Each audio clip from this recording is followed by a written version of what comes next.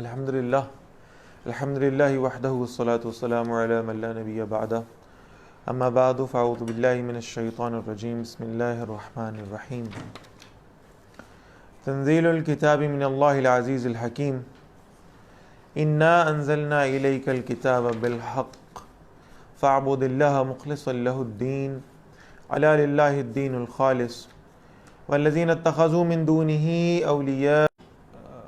توحید عملی کا جو موضوع ہے وہ یہاں بیان کیا گیا ہے، یعنی یہ بتایا گیا ہے کہ عبادت صرف اور صرف اللہ ہی کے لیے ہوگی اور اسی کے لیے اپنی اطاعت کو خالص بھی کرنا ہوگا۔ بسم اللہ الرحمن الرحیم۔ تنزیل من ہوا کاذب کفار، بے شک اللہ جھوٹے اور ناشکرے کو ہدایت نہیں دیا کرتا۔ لو اراد اللہ ان یتخذ ولدا، اگر اللہ چاہتا کہ کسی کو بیٹا بنا لے، لاصطفیٰ مما یخلق ما یشاء، تو اللہ تعالیٰ ان میں سے چن لیتا جنہیں وہ پیدا فرماتا ہے، جسے بھی چاہتا۔ سبحانہ، وہ پاک ہے، واللہ الواحد القہار، وہی اللہ اکیلا اور ہر چیز پر غالب ہے۔ خلق السماوات والارض بالحق، اللہ نے آسمانوں اور زمینوں کو حق کے ساتھ پیدا فرمایا۔ یکور اللیل علی النہار، وہ رات کو دن پر لپیٹ دیتا ہے، ویکور النہار علی اللیل، اور دن کو رات پر لپیٹتا ہے۔ وسخر الشمس والقمر، اور اس نے سورج اور چاند کو مسخر کر دیا ہے، کام میں لگا دیا ہے۔ کل یجری الی اجل مسمی، ہر ایک مقررہ وقت کے لیے حرکت کر رہا ہے۔ الا هو العزیز الغفار، سن لو وہی بہت زبردست اور بہت بخشنے والا ہے۔ خلقکم من نفس واحدہ، اس نے تمہیں ایک جان سے پیدا کیا۔ ثم جعل منها زوجها، پھر اس سے اس کا ایک جوڑا بھی بنا دیا۔ وانزل لکم من الانعام ثمانیۃ ازواج، اور اللہ نے تمہارے لیے چوپایوں میں سے 8 جوڑے پیدا کر دیے۔ یہ 8 جوڑے کون کون سے، یعنی نر اور مادہ بھی، یہ ہم پہلے پڑھ بھی آئے، میں پھر دوبارہ وضاحت عرض کر دیتا ہوں۔ 8 جوڑے ہیں ان جانوروں کے جن کا گوشت اللہ نے ہمارے لیے حلال کر دیا ہے۔ ان میں بکرا ہے، یعنی بکرا اور بکری دونوں نر اور مادہ ہو گئے۔ اسی طرح مینڈھا اور بھیڑ ہے، بیل اور گائے ہیں، اور اونٹ اور اونٹنی شامل ہیں۔ 4 جوڑے بنتے ہیں اور 8 ٹوٹل یہ جاندار بنتے ہیں، ان کا ذکر آ۔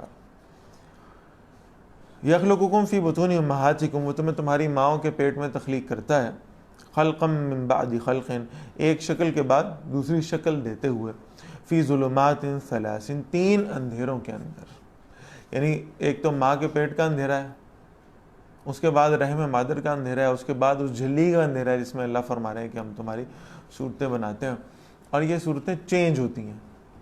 یعنی وہ جو ہم نے سورۃ المومنون میں آیت نمبر 11 سے آنورڈ ہم نے پڑھا تھا کہ تخلیق انسانی کے کچھ مراحل ہیں، ان مراحل کے ساتھ چلتے چلتے پھر انسانی تخلیق جو ہے وہ مکمل ہوتی ہے۔ ذالکم اللہ ربکم، یہ اللہ تمہارا رب ہے۔ لہ الملک، اسی کی بادشاہی ہے۔ لا الہ الا ہو، اس کے سوا کوئی الہ نہیں ہے۔ فانا تصرفون، تم کہاں سے پھیرے چلے جا رہے ہو۔ ان تکفروا، اگر تم ناشکری کرو، فان اللہ غنی عنکم، تو بے شک اللہ تم سے بے نیاز ہے۔ ولا یرضی لعبادہ الکفر، اور اللہ اپنے بندوں کے لیے ناشکری کو پسند نہیں فرماتا۔ وان تشکروا یرضہ لکم، اگر تم شکر ادا کرو گے، شکر گزار بندے بن جاؤ گے، تو اللہ تم سے راضی ہو جائے گا، اللہ تمہیں پسند کرے گا۔ وَلَا تَزِرُ وَازِرَةٌ وِزْرَ أُخْرَى، اور کوئی بوجھ اٹھانے والا کسی دوسرے کا بوجھ نہیں اٹھائے گا قیامت کے دن۔ ثُمَّ إِلَىٰ رَبِّكُمْ مَرْجِعُكُمْ، پھر تمہارے رب ہی کی طرف تمہارا لوٹنا ہے۔ فَيُنَبِّئُكُمْ بِمَا كُنتُمْ تَعْمَلُونَ، پس وہ تمہیں بتائے گا جو کچھ تم کرتے رہے ہو۔ إِنَّهُ عَلِيمٌ بِذَاتِ الصُّدُورِ، بے شک وہ خوب جاننے والا ہے سینوں کی بات کو۔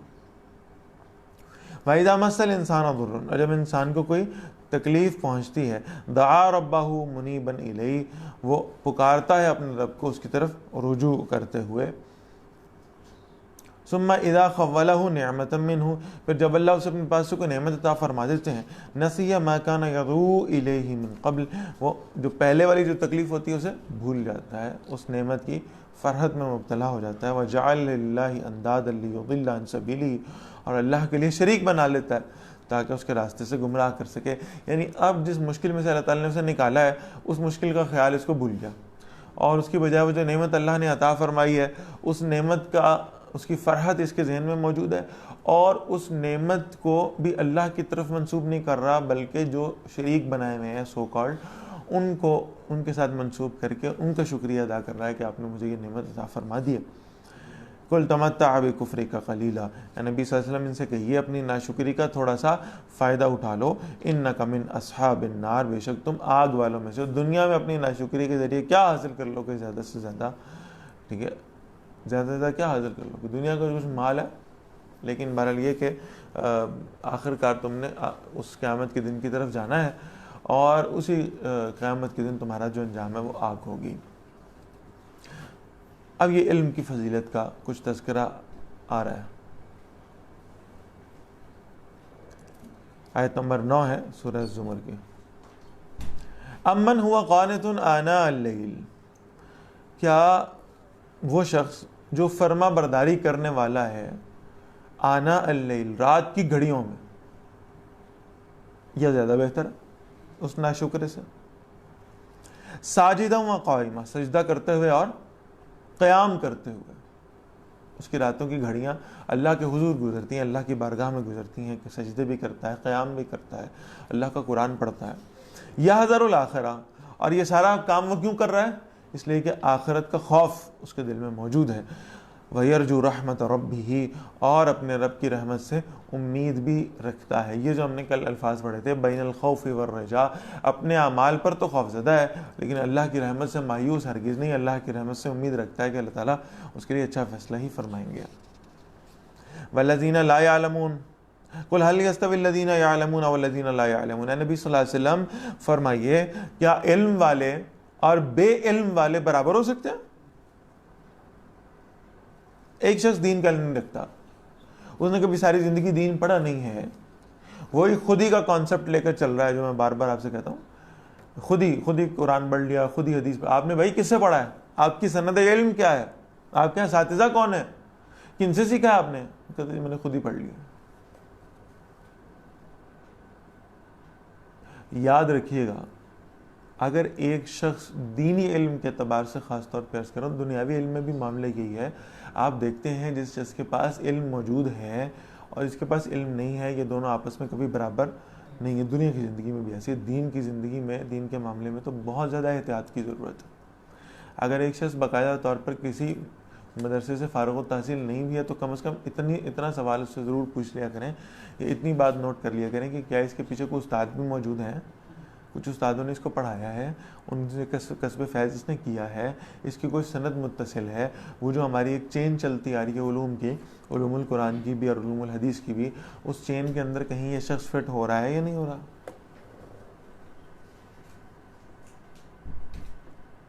لہٰذا یہ ذہن میں رکھیے گا کہ دین اہل علم سے سیکھنے والی بات ہے، جاہلوں سے نہیں۔ اور ہمارے یہاں معاملہ یہ ہو رہا ہے کم و بیش، یہ رمضان ٹرانسمیشنز کے نام پہ کیا ہو رہا ہے، جاہلوں کو لا کر بٹھا دیتے ہیں اور ان سے پھر دین کے مسائل پر گفتگو کرنا شروع ہو جاتا ہے۔ یہ اللہ کے رسول نے فرمایا تھا صلی اللہ علیہ وسلم، فرمایا جب آخری دور آ جائے گا، فتنوں کا دور آ جائے گا، آپ صلی اللہ علیہ وسلم فرماتے ہیں کہ جاہل لوگ عالم بن جائیں گے، اہل حق علماء اٹھنے شروع ہو جائیں گے، اللہ تعالیٰ نے اپنے پاس بلاتا رہے گا، جاہل لوگ عالم بن جائیں گے اور وہ اپنے علم سے خود بھی گمراہ ہوں گے اور دوسروں کو بھی گمراہ کریں گے۔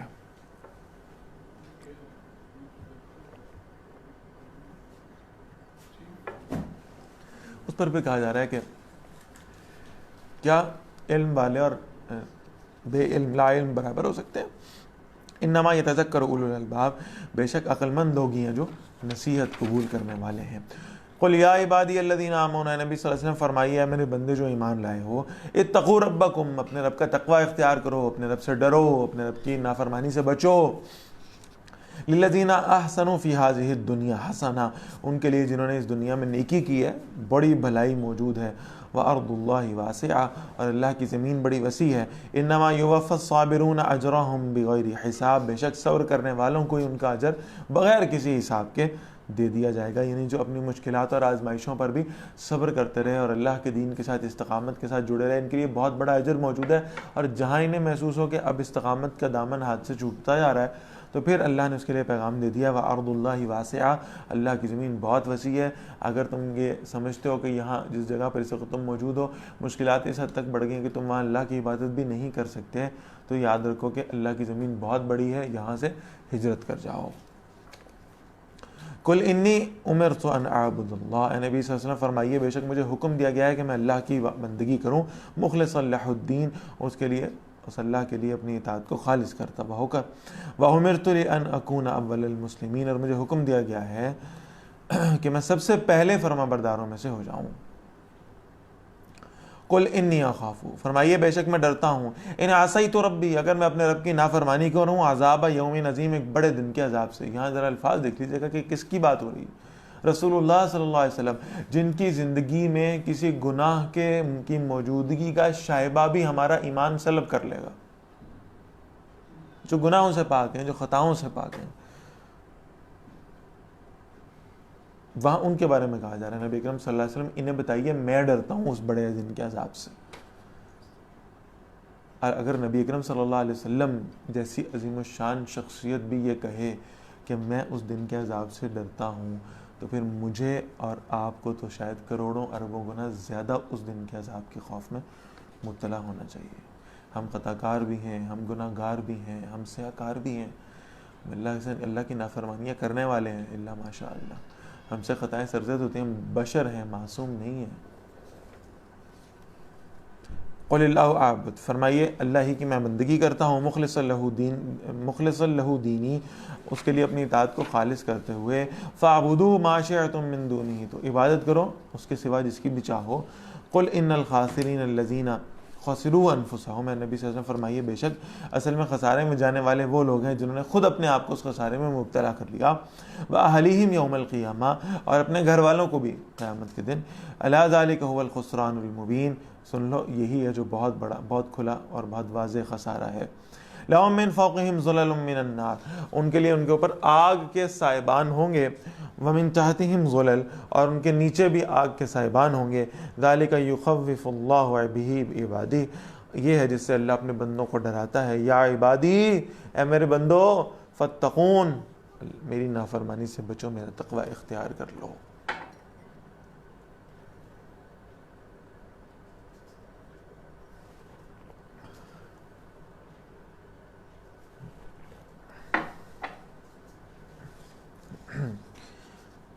والذین اجتنبوا، اور جو لوگ اجتناب کرتے ہیں، اجتنبوا الطاغوت، طاغوت سے بچتے رہتے ہیں، باطل سے بچتے رہتے ہیں، ان یعبدوہا، کہ اس کی بندگی کریں، وانابوا الی اللہ، اور انہیں اللہ کی طرف رجوع کیا ہے، لہم البشریٰ، ان کے لیے خوشخبری ہے، فبشر عباد، اے نبی صلی اللہ علیہ وسلم میرے ان بندوں کو خوشخبری سنا دیجئے، الذین یستمعون القول، جو بڑے توجہ سے اس قول کو سنتے ہیں۔ قرآن مجید جب پڑھا جا رہا ہوتا ہے تو ان کی توجہات، یہ خوشخبریاں لینے والے لوگ ہیں، ان لوگوں کی توجہات قرآن مجید کی طرف ہوتی ہیں، ان کا انٹرسٹ قرآن مجید کی طرف ہے، ان کا دھیان قرآن مجید کی طرف ہے، اور یہ اسے سنتے ہیں، فَيَتَّبِعُونَ أَحْسَنَ، پھر اس میں سب سے اچھی باتیں ان کی پیروی بھی کرتے ہیں، ان کی اتباع بھی کرتے ہیں۔ اولئک الذین ھداھم اللہ، یہ لوگ ہیں جنہیں اللہ نے ہدایت دی ہے، واولئک ھم اولو الالباب، اور یہی لوگ جو ہیں وہ عقل مند ہیں۔ افمن حق علیہ کلمۃ العذاب، کیا وہ شخص جس پر عذاب کی بات ثابت ہو گئی ہے، افانت تنقذ من فی النار، تو کیا آپ اسے بچائیں گے جو آگ میں موجود ہے؟ جس پر اللہ تعالیٰ نے اس عذاب کو لازم کر دیا ہے، اس شخص کو کون بچا سکتا ہے؟ لیکن الذین اتقوا ربہم، لیکن وہ لوگ جو اللہ کی نافرمانی سے بچتے رہے، لہم غرف من فوقہا غرف مبنیہ، ان کے لیے ایسے بالا خانے، ایسے روف ٹاپس ہیں، ایسے اونچی اونچی بالکنیز ہیں جن کے اوپر اور بالکنیز بنائی گئی ہیں اور روف ٹاپس بنائے گئے ہیں، تجری من تحتہا الانہار، ان کے نیچے سے نہریں بہتی ہیں، وعد اللہ، یہ اللہ کا وعدہ ہے، لا یخلف اللہ المیعاد، بے شک اللہ اپنے وعدے کے خلاف نہیں کیا کرتا۔ الم تر ان اللہ انزل من السماء ماء، کیا تم نے دیکھا نہیں کہ اللہ نے آسمان سے پانی نازل فرمایا، فسلکہ ینابیع فی الارض، پھر اللہ نے اسے چشموں کی صورت زمین میں چلا دیا، ثم یخرج بہ زرعا مختلفا الوانہ، پھر وہ اس کے ساتھ کھیتی نکالتا ہے جس کے مختلف رنگ ہیں، ثم یہیج، پھر وہ پک کر تیار ہو جاتی ہے، فتراہ مصفرا، پھر تم دیکھتے ہو کہ کیسے زرد ہوئی پڑی ہے، ثم یجعلہ حطاما، پھر اللہ اسے چورا چورا کر دیتا ہے، ان فی ذلک لذکری لاولی الالباب، بے شک اس میں عقل مندوں کے لیے نصیحت موجود ہے۔ اور وہ نصیحت کیا ہے کہ جیسے اس چھوٹی سی کومپل کا زمین سے برآمد ہونا ہے، ویسے ہی انسان کا بچپن ہے، اور جیسے اس کا اپنے تنے پر مضبوط ہونا ہے، ویسے ہی اس انسان کی جوانی ہے، اور جیسے ہی پھر اس کا خزاں کے موسم میں داخل ہونا ہے تو یہ گویا اس کی ادھیڑ عمر اور بڑھاپا ہے، اور پھر آہستہ آہستہ وہ چورا چورا ہو جاتی ہے، زرد رنگ کا چورا بن کر زمین پہ بکھر جاتی ہے، اس کی کوئی حیثیت نہیں رہتی۔ یہی انسان کا معاملہ ہے۔ افمن شرح اللہ صدرہ للاسلام، کیا وہ شخص جس کے لیے اللہ نے جس کے سینہ کو اللہ نے اسلام کے لیے کھول دیا ہو، فہو علی نور من ربہ، بس وہ اپنے رب کی طرف سے ایک نور پر ہو، تو یہ کسی کافر کے برابر نہیں ہو سکتا۔ فویل للقاسیۃ قلوبہم من ذکر اللہ، ہلاکت ہے ان کے لیے جن کے دل اللہ کی یاد کی طرف سے غافل ہو گئے، سختی میں آ گئے۔ اولئک فی ضلال مبین، یہ لوگ کھلی گمراہی میں موجود ہیں۔ اللہ نزل احسن الحدیث، اللہ نے بہترین کلام نازل فرمایا ہے، کتابا متشابہ مثانیہ، ایسی کتاب جس کے مضامین بار بار دہرائے جاتے ہیں، ملتے جلتے ہیں، بار بار دہرائے جاتے ہیں۔ اچھا اب یہاں نوٹ فرمائیے گا، یہ جو ریپیٹیشن ہے نا، کوئی مصنف کتاب لکھنے بیٹھتا ہے تو بعض اوقات وہ ایک ہی بات کو بار بار ریپیٹ کرتا ہے، ایک خطیب خطاب کرنے بیٹھتا ہے ایک ہی بات کو بار بار ریپیٹ کرتا ہے، اس کی ریپیٹیشن کی وجہ یہ ہوتی ہے کہ اس نے ٹائم پورا کرنا ہے، اور اسے جو ہے نا وہ یاد نہیں آ رہا کہ میں مزید اور کیا بات کروں، ٹھیک ہے نا۔ کتاب لکھنے والا وہی بات دوبارہ اور انداز سے ریپیٹ کرے گا تاکہ صفحے پر جائیں زیادہ سے زیادہ، اور کتاب ضخیم انداز میں بنے، بتا نہیں سمجھے۔ اب ظاہر ہے کہ ہم جمعہ پڑھا رہے ہوتے ہیں، تو اس کا بڑا اچھی طرح اندازہ ہے کہ جب جمعہ پڑھاتے ہیں تو گفتگو شروع کرتے ہیں اور 2-4 پوائنٹ سے شروع میں بیان کی، اس کے بعد آگے چلتا ہے، بالکل ایک درمیان میں آ کر یا آخر سے کچھ پہلے آ کر محسوس ہوتا ہے کہ اب مواد جو ہے وہ ذہن میں اس وقت ختم ہو گیا۔ اس وقت کیا معاملہ ہے؟ وہ بڑا آسان طریقہ ہی ہے ہم نے پکڑا ہوا کہ فوراً کہتے ہیں کہ میں ایک دفعہ پھر ریپیٹ کرتا ہوں کہ شروع میں نے کیا عرض کیا تھا، تاکہ جو لوگ اس وقت موجود نہیں تھے وہ بھی اس سے فائدہ اٹھا لیں۔ لیکن اب وہ باتیں ذرا ریپیٹ ہو جاتی ہیں، وہ ٹائم ذرا، اور یہ میرا مسئلہ ہے کیونکہ میں مخلوق ہوں، یہ خطباء کا مسئلہ ہے اس لیے کہ وہ مخلوق ہیں، یہ مصنفین کا مسئلہ ہے اس لیے کہ وہ مخلوق ہے، ناقص ہے، میرے ساتھ نسیان بھی ہے، میرے ساتھ علم ناقص بھی ہے۔ اللہ کے ساتھ ایسا کوئی ایشو نہیں ہے، اللہ کا علم ناقص نہیں ہے، علم کامل ہے، اللہ کے ساتھ خطا نہیں ہے، اللہ کے ساتھ نسیان نہیں ہے، وہ تو رب العالمین ہے۔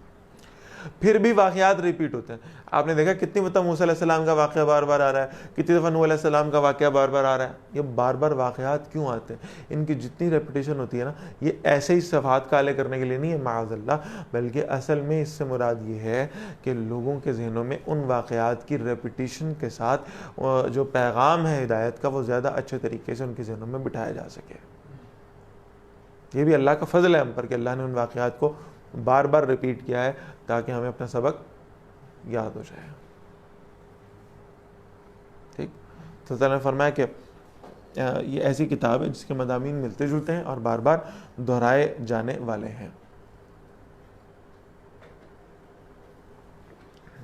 اگلے الفاظ بڑے خوبصورت، ہم تو یہ ڈھونڈ رہے ہیں نا یہ واقعہ پھر آ گیا، یہ بحث پھر آ گئی، یا الفاظ پھر آ گئے، نہیں، اللہ والوں کی بات ہو رہی، کیونکہ احسن الحدیث ہے، بہترین کلام ہے، اس کے اندر کوئی کمی اور کجی تو ہو نہیں سکتی۔ اب جو ایمان والے ہیں ان پر یہ افیکٹ کر رہا ہے، اور وہ کیا افیکٹ کر رہا ہے ذرا سنیے گا۔ فرمایا تقشعر منہ جلود الذین یخشون ربہم، وہ لوگ جو اپنے رب سے ڈرنے والے ہیں نا، ان کی کھالیں لرز جاتی ہیں اس قرآن کو سننے سے، ان کے رونگٹے کھڑے ہو جاتے ہیں، ان کے جسم کانپنے لگتے ہیں۔ ثم تلین جلودہم وقلوبہم الی ذکر اللہ، پھر ان کی کھالیں نرم پڑ جاتی ہیں اور ان کے دل اللہ کے ذکر کی طرف مائل ہو جاتے ہیں۔ قرآن کی یہ تاثیر ہے جو ان لوگوں پر دیکھنے میں آ رہی ہے۔ فرمایا ذالک ھدی اللہ، یہ اللہ کی ہدایت ہے، یہدی بہ من یشاء، وہ ہدایت دیتا ہے جسے چاہتا ہے، ومن یضلل اللہ فما لہ من ہاد، اور جسے اللہ گمراہ کر دے اسے کوئی ہدایت دینے والا بھی موجود نہیں۔ افمن یتقی بوجہہ سوء العذاب یوم القیامہ، تو کیا وہ شخص جو بچے گا اپنے چہرے کے ساتھ جو بدترین عذاب سے قیامت کے دن ہونے والا ہے، یہ بہتر ہے یا کوئی مشرک اور کافر بہتر ہے؟ وقیل للظالمین ذوقوا ما کنتم تکسبون، ظالموں سے کہا جائے گا چکھو جو تم کمایا کرتے تھے۔ کذب الذین من قبلہم، جھٹلایا انہوں نے جو اس سے پہلے تھا. فآتاہم العذاب من حیث لا یشعرون، تو ان پر وہاں سے عذاب آیا جہاں سے وہ سوچ بھی نہیں سکتے تھے. فاذاقہم اللہ الخزي فی الحیات الدنیا، اللہ نے انہیں دنیا کی زندگی میں بھی رسوائی کا مزہ چکھایا. ولعذاب الآخرۃ اکبر، اور یقیناً آخرت کا عذاب زیادہ بڑا ہے. لو کانوا یعلمون، کاش کہ وہ جان لیتے. وَلَقَدْ ضَرَبْنَا لِلنَّاسِ فِي هَذَا الْقُرْآنِ مِنْ كُلِّ مَثَلٍ، لیکن ہم نے لوگوں کے لیے اس قرآن مجید میں ہر قسم کی مثال کو بیان کیا ہے. لَعَلَّهُمْ يَتَذَكَّرُونَ، تاکہ وہ نصیحت حاصل کر سکیں. قرآنًا عربیًا غیر ذی عوج، یہ عربی زبان والا قرآن ہے، اس میں کوئی ٹیڑھی بات نہیں ہے. لَعَلَّهُمْ يَتَّقُونَ، تاکہ وہ اللہ کی نافرمانی سے بچ جائیں. اس قرآن مجید کے اندر کسی قسم کی کوئی کمی اور کجی دیکھنے میں نہیں آتی. یہ مستشرقین حضرات ہیں جو اسلام پر اعتراض کرنے والے لوگ ہیں، یہ بڑے سالوں سے یہ کوشش کرتے رہے کسی طریقے سے قرآن مجید میں سے کوئی غلطی، کوئی گرامیٹیکل مسٹیک، کوئی ہسٹوریکل مسٹیک، ہسٹری بھی تو بیان ہوئی ہے قرآن مجید میں، کوئی ہسٹوریکل مسٹیک یا کوئی گرامیٹیکل مسٹیک جو ہے وہ نکال کر دکھائی جا سکے اور مسلمانوں کو بتایا جا سکے کہ تمہارے قرآن میں بھی غلطیاں موجود ہیں. معاذ اللہ، اس کے لیے بہت کوششیں ہوئی ہیں، آج تک ہو رہی ہیں. اللہ تعالیٰ نے ایک کوشش کو بھی کامیاب نہیں ہونے دیا، اس لیے کہ جیسے میرا رب خطاؤں سے پاک ہے ویسے ہی اس کا کلام بھی خطاؤں سے پاک ہے. امام احمد بن حنبل رحمہ اللہ فرماتے ہیں کلام متکلم کی صفت ہے، تو قرآن مجید اللہ کی صفت ہے، مخلوق نہیں ہے. تو اگر یہ اللہ کی صفت ہے تو اللہ کی صفت کے اندر، اللہ کے اوصاف کے اندر کوئی کمی، کوئی کجی، کوئی لمیٹیشن ہو سکتی ہے؟ سوال ہی پیدا نہیں ہوتا. تو فرمایا لعلہم یتقون، تاکہ وہ تقوی اختیار کر لیں. قرآن مجید اس لیے ان کی طرف بھیجا گیا. ضرب اللہ مثلا رجلا فیہ شرکاء متشاکسون، اللہ نے مثال کے طور پر ایک غلام بیان فرمایا جس میں لڑنے والے کئی آقا ہیں. ایک غلام ہے اور اسے کئی سارے لوگوں کی اطاعت کرنی پڑ رہی ہے.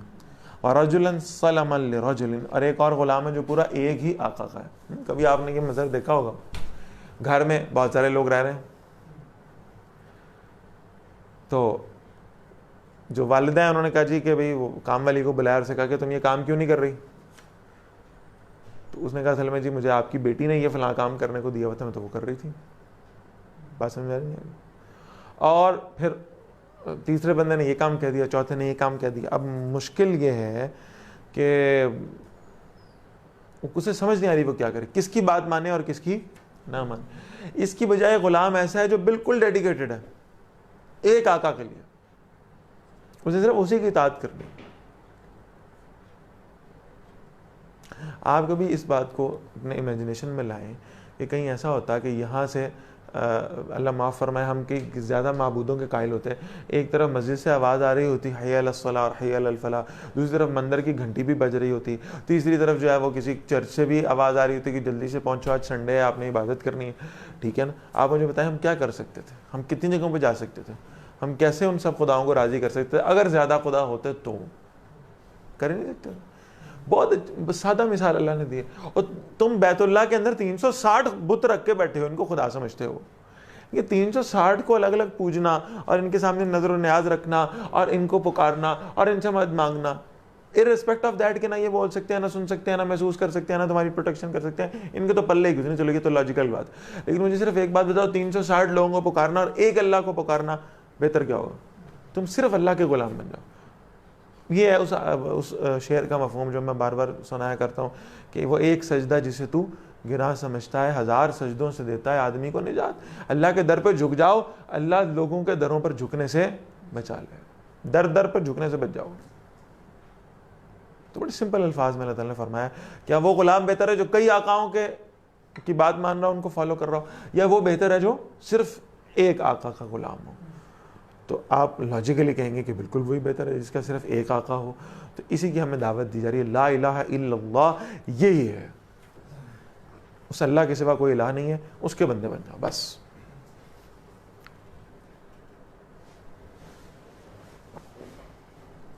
فرمایا حل یستویان مثلا، کیا یہ دونوں برابر ہیں مثال میں؟ الحمدللہ، تمام شکر اللہ کا ہے. بل اکثرہم لا یعلمون، لیکن ان میں سے اکثر جانتے نہیں ہیں. اللہ کا بہت شکر ہے. یہ قرآن پڑھنے والا جو بھی شخص ہوگا اسے اس مقام پر اللہ کا شکر ادا کرنا ہے کہ اللہ نے ہمیں بہت سارے آقاؤں کی، بہت سارے معبودوں کی اطاعت میں نہیں لگایا. اللہ نے ہمیں توحید کے ساتھ صرف اپنی ذات مبارکہ کے ساتھ جوڑ لیا.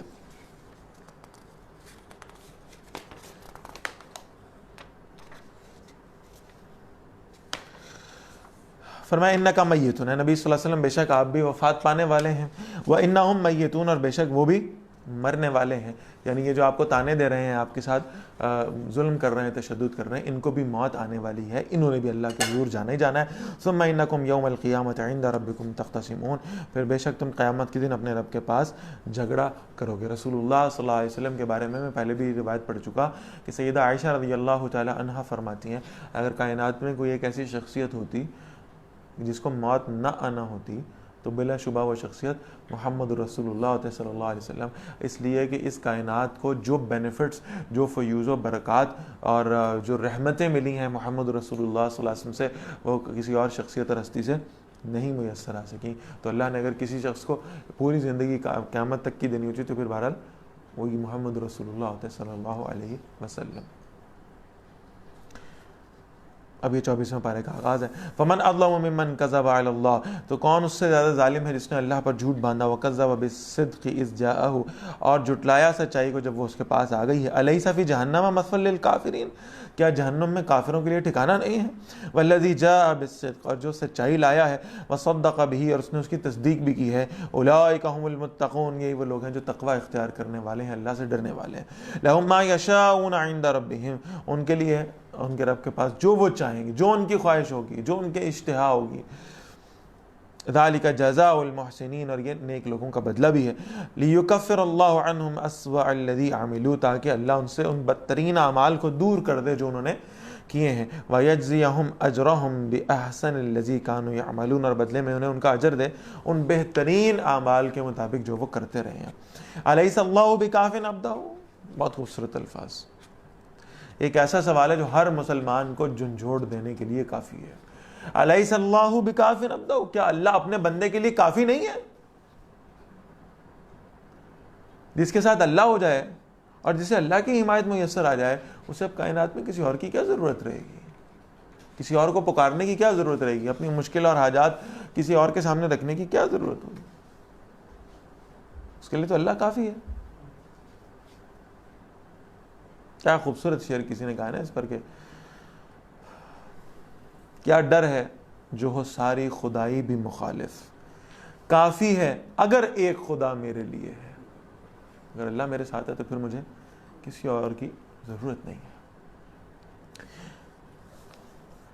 وَيُخَوِّفُونَكَ بِالَّذِينَ مِن دُونِهِ، اور وہ ڈراتے ہیں آپ صلی اللہ علیہ وسلم کو ان سے جو اللہ کے سوا ہیں، اللہ کے علاوہ ہیں. آپ کو یہ ڈراتے ہیں آپ 360 خداؤں کو ناراض کر دیں گے اور آپ جو ہے وہ ان کی مخالفت کر رہے ہیں، آپ پر ان کا عذاب آ سکتا ہے. معاذ اللہ. فرمایا جا رہا ہے کہ اصل میں اللہ تعالیٰ آپ کے لیے کافی ہیں. وَمَن يُضْلِلِ اللَّهُ فَمَا لَهُ مِنْ هَادٍ، اور جسے اللہ گمراہ کر دے اسے کوئی ہدایت دینے والا نہیں. وَمَن يَهْدِ اللَّهُ فَمَا لَهُ مِن مُضِلٍّ، اور جسے اللہ ہدایت عطا فرما دے اسے کوئی گمراہ نہیں کر سکتا. أَلَيْسَ اللَّهُ بِعَزِيزٍ ذِي انتقام، کیا اللہ زبردست اور انتقام لینے والا نہیں ہے. وَلَئِن سَأَلْتَهُم مَّنْ خَلَقَ السَّمَاوَاتِ وَالْأَرْضَ، اے نبی صلی اللہ علیہ وسلم آپ ان سے پوچھیں آسمان اور زمین کو کس نے پیدا کیا ہے. لَيَقُولُنَّ اللَّهُ، یہ ضرور کہیں گے اللہ نے کیا. میں بارہا وضاحت کر چکا کہ مشرکین مکہ سے اگر یہ سوال کیا جاتا تو ان کا یہی جواب ہوتا ہے، اس لیے کہ وہ اللہ کو تو مانتے تھے، اللہ کے ساتھ شریک ٹھہراتے تھے، لیکن اللہ نے پیدا کیا. قل اے نبی صلی اللہ علیہ وسلم فرمائیے افرأیتم ما تدعون من دون اللہ، کیا تم نے ان ہستیوں کو دیکھا ہے جنہیں تم اللہ کے سوا پکارتے ہو. ان ارادنی اللہ بضر، اگر اللہ میرے بارے میں کسی نقصان کا ارادہ فرما لیں، هل ہن کاشفات ضرہ، کیا یہ جو تمہارے بت ہیں، یہ جو تمہارے معبود ہیں، اگر اللہ مجھے کسی نقصان میں ڈالے تو یہ لوگ مجھے اس نقصان سے بچا سکتے ہیں، اس مشکل سے بچا سکتے ہیں. او ارادنی برحمت، یا اللہ میرے بارے میں کسی رحمت کا ارادہ فرما لے، هل ہن ممسکات رحمتہ، تو کیا وہ اللہ کی رحمت کو روک سکتے ہیں. قل حسبی اللہ، پھر نبی صلی اللہ علیہ وسلم فرمائیے میرے لیے میرا اللہ کافی ہے. علیہ یتوکل المتوکلون، بھروسہ کرنے والے اسی اللہ پر بھروسہ کیا کرتے ہیں. قل یا قوم اعملوا علی مکانتکم، فرمائیے میری قوم تم عمل کرتے جاؤ اپنی جگہ پر. انی عامل، میں بھی اپنا عمل کر رہا ہوں. فسوف تعلمون، ان قریب تم جان لوگے. من یاتیہ عذاب یخزیہ، کون ہے کہ اس پر ایسا عذاب آتا ہے جو اسے رسوا کر دے گا. ویحل علیہ عذاب مقیم، اور اس پر ایک ہمیشہ رہنے والا عذاب بھی اترے گا. انا انزلنا علیک الکتاب للناس بالحق، نبی صلی اللہ علیہ وسلم بے شک ہم نے آپ پر یہ کتاب نازل کی لوگوں کے لیے حق کے ساتھ. فمن اہتدی فلنفسہ، پھر جو ہدایت قبول کرتا ہے تو اپنے ہی فائدے کے لیے کرتا ہے. ومن ضل، اور جو گمراہ ہو جاتا ہے، فإنما يضل علیہا، تو بے شک وہ اپنی ہی تباہی کے لیے گمراہ ہوتا ہے، اپنا ہی نقصان کرتا ہے. وما انت علیہم بوکیل، اور اے نبی صلی اللہ علیہ وسلم آپ ان پر نگران نہیں ہیں. اگر یہ ایمان نہیں لاتے تو آپ کی کوئی خطا نہیں ہے اس میں، آپ سے نہیں پوچھا جائے گا. آپ کا پیغام تو کیا ہے؟ وما علینا الا البلاغ المبین، آپ کا کام تو ان تک اس حق کو پہنچا دینا ہے، اور اس ذمہ داری کو آپ نے بخوبی سر انجام دے دیا ہے. آپ نے سارا دین ان تک پہنچا دیا ہے. اگر یہ ایمان نہیں لائیں گے تو قصوروار یہ خود ہے. اللہ یتوفی الانفس حین موتہا، اللہ جانوں کو پورا لے لیتا ہے ان کی موت کے وقت میں. واللتی لم تمت فی منامہا، اور جنہیں موت نہیں آئی ہے نیند کی حالت میں. فیمسک التی قضی علیہا الموت، پھر اللہ روک لیتا ہے اسے جس کی موت کا فیصلہ فرما دیا ہے. ویرسل الاخری الی اجل مسمی، اور دوسری کو باقی ایک مدت کے لیے بھیج دیتا ہے. ان فی ذلک لآیات لقوم یتفکرون، بے شک اس میں نشانیاں ان لوگوں کے لیے جو غور و فکر کرنے والے ہوں. یہ دیکھیے کہ بڑی خوبصورت بات ہے. یہ اللہ کے نبی فرمانے صلی اللہ علیہ وسلم، النوم شقیق الموت، نیند موت کی بہن ہے. اور پھر آپ صلی اللہ علیہ وسلم فرماتے ہیں کہ ایک وقت ایسا ہوگا تمہیں موت آ جائے گی بالکل ویسے ہی جیسے تم روزانہ سوتے ہو، ویسے ہی تمہیں موت بھی آ جائے گی. تو یہاں اسی حقیقت کو واضح کیا جا رہا ہے کہ اللہ تعالیٰ فرما رہے ہیں کہ کچھ لوگ ان میں سے جب سوتے ہیں نا، تو جس کی موت کا وقت آ چکا ہو، اللہ نے مقرر جو فرمایا ہوا ہے وہ وقت آ گیا ہے، تو پھر اللہ تعالیٰ، روح تو اللہ نے پہلے نکال لی ہوئی ہے سب کی، تو پھر اللہ تعالیٰ اس کی روح جو ہے نا واپس نہیں بھیجتے. اور جس کی موت کا وقت ابھی نہیں آیا ہوتا اس کو دوبارہ سے وہ روح عطا فرما دیتے ہیں اور وہ اٹھ کے بیٹھ جاتا ہے. اسی لیے اللہ کے رسول صلی اللہ علیہ وسلم سونے سے پہلے ایک بہت خوبصورت دعا مانگا کرتے تھے. میں نے سوچا آج وہ دعا آپ سے میں شیئر کر لوں. بہت خوبصورت دعا ہے. اللہ کے نبی صلی اللہ علیہ وسلم سونے سے پہلے اور زندگی بھی عطا فرماتا ہے. اسی طرح ایک اور دعا ہے، کچھ طویل ہے لیکن بڑی خوبصورت دعا. اللہ کے نبی صلی اللہ علیہ وسلم فرمایا کرتے تھے، بِاسْمِکَ ربی، اے میرے رب آپ کے نام سے. وضعت جنبی، میں اپنا پہلو جو ہے وہ اپنے بستر کے ساتھ لگا رہا ہوں، یعنی لیٹ گیا ہوں. وَبِكَ أَرْفَعُهُ إِنْ أَمْسَكْتَ نَفْسِي، اور میں آپ ہی کے نام سے اٹھوں گا. ان امسکت نفسی، اگر آپ نے میری اس دوران میں جان قبض کر لی، میری روح قبض کر لی آپ نے سوتے میں ہی، فرحمہا، تو اس پر رحم فرمائیے گا. وَإِنْ أَرْسَلْتَهَا، اور اگر آپ نے مجھے دوبارہ واپس بھیج دیا، یعنی روح میری دوبارہ میرے جسم میں داخل کر دیا اور مجھے اٹھا دیا صبح کے وقت میں، فَحْفَظْهَا بِمَا تَحْفَظُ بِهِ عِبَادِكَ الصَّالِحِينَ، تو میری اسی طرح حفاظت فرمائیے گا فتنوں سے، شیطان کے فتنے سے، نفس سے، میری ویسے ہی حفاظت فرمائیے گا جیسے آپ نے نیک بندوں کی حفاظت فرماتے. کتنی خوبصورت دعا. یا اے اللہ، میں اپنے آپ کے نام کے ساتھ اپنا بستر اپنے پہلو کے ساتھ لگانے لگا ہوں. اگر میری موت کا وقت مقرر ہو اور آپ میری روح کو اپنے پاس بلا لیں تو مجھ پر رحم فرما دیجیے گا. اور اگر آپ میری روح کو واپس میرے جسم میں لوٹائیں تو پھر میری حفاظت بھی فرمائیے گا کہ میں اگلی زندگی جو ہے وہ فتنوں سے بچ کر گزار سکوں. ام اتخذوا من دون اللہ شفعاء، کیا انہوں نے اللہ کے سوا سفارشی بنا لیے ہیں. قل اولو کانوا لا یملکون شیئا ولا یعقلون، نبی صلی اللہ علیہ وسلم فرمائیے بھلے اگر وہ اختیار نہ رکھتے ہوں یا کچھ نہ سمجھتے ہوں. قل للہ الشفاعۃ جمیعا، فرمائیے ساری کی ساری شفاعت اللہ ہی کے ہاتھ میں. یہ بات میں آیت الکرسی میں بھی عرض کر چکا ہوں کہ اس کو ذہن میں رکھیے گا کہ شفاعت کے حوالے سے ہماری امت میں جو دو انتہائیں پائی جاتی ہیں. ایک تو انتہا یہ ہے کہ شفاعت نام کی کوئی شے ہی نہیں ہے، ٹھیک ہے نا، اور اس کے لیے لوگ استدلال کرتے ہیں آیت مبارکہ سے جو آیت الکرسی سے بالکل متصل قبل آئی ہے، اور اس مضمون کی اور بھی آیات موجود ہیں. لا بیع فیہ ولا خلۃ ولا شفاعہ، اس دن کوئی سودا نہیں ہوگا، کوئی دوستی کام نہیں آئے گی، اور کوئی تجارت بھی نہیں ہو سکے گی، کوئی شفاعت بھی نہیں ہو سکے گی، کسی کی سفارش نہیں چلے گی. تو شفاعت کا کلی جو ہے نا وہ انکار کر دیتے ہیں. اسی طرح یہ ذہن میں رکھیے گا کہ بعض ایسا بھی طبقہ ہماری امت میں پایا گیا ہے جس نے سارا کچھ ہی شفاعت پہ چھوڑ دیا اور کہا کہ بس شفاعت ہو جائے گی اور معافی مل جائے گی اور ہمیں کوئی محنت کرنے کی، کوئی اعمال کرنے کی کوئی ضرورت نہیں ہے. یہ دونوں انتہائیں ٹھیک نہیں ہیں، اس کو نوٹ فرما لیں.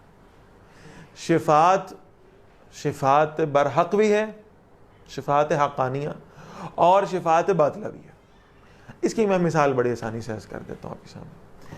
ایک انسٹیٹیوشن ہے، اس انسٹیٹیوشن کا ایک پرنسپل ہے یا ڈائریکٹر ہے، وہ اپنے طلباء کو سب کو جانتا بھی ہے، اور اس نے ایک تقریب منعقد کر کے وہاں پہ کسی چیف گیسٹ کو بلا لیا ہے.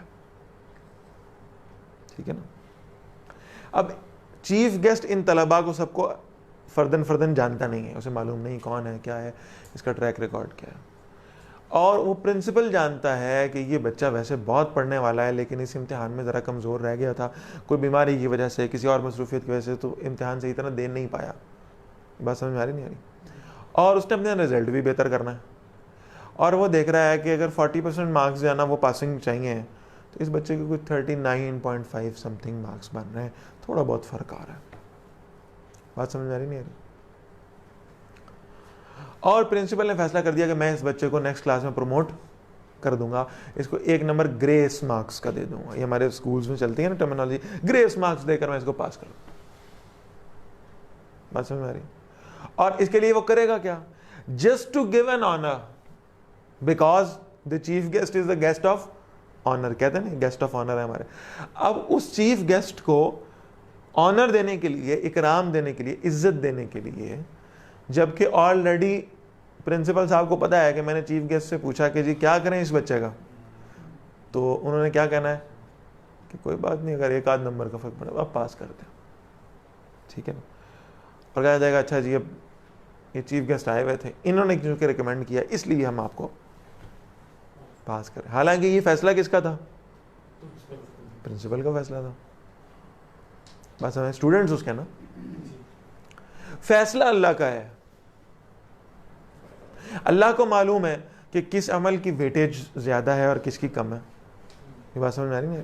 وہ جو بڑی پیاری حدیث مبارکہ آتی ہے, اللہ کے رسول صلی اللہ علیہ وسلم فرماتے ہیں ایک شخص قیامت کے دن آئے گا, اس کے لیے ترازو رکھا جائے گا, اس ترازو کے اندر جانا وہ بایاں پلڑا بھرنا شروع ہو جائے گا, بھرتا جائے گا, اوپر تک بھر گیا, فل ہو گیا. ہری بات سمجھ؟ دائیں پلڑے میں ہے ہی کچھ نہیں, خالی ہلکا ہو گیا, اوپر چلا گیا. تو وہ شخص یقین کر لے گا, یا ہے اگر کچھ تو بہت کم, وہ شخص یقین کر لے گا کہ میں گیا جہنم, میرے لیے اب کچھ نہیں. پھر اللہ تعالیٰ فرشتوں سے کہیں گے جاؤ پرچی لے کے آؤ. وہ فرشتے ایک پرچی لائیں گے, وہ پرچی اس کے دائیں پلڑے میں ڈالی, چھوٹا سا کاغذ کا ٹکڑا ہوگا, وہ دائیں پلڑے میں ڈالی جائے گی. دایاں پلڑا ایک دم نیچے جھک جائے گا وزنی ہو کر, اور بایاں پلڑا ہلکا ہو کر اوپر چلا جائے گا.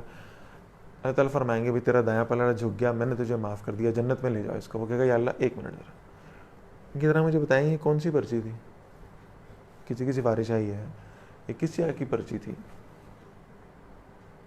اب جواب سنیں حدیث کے الفاظ.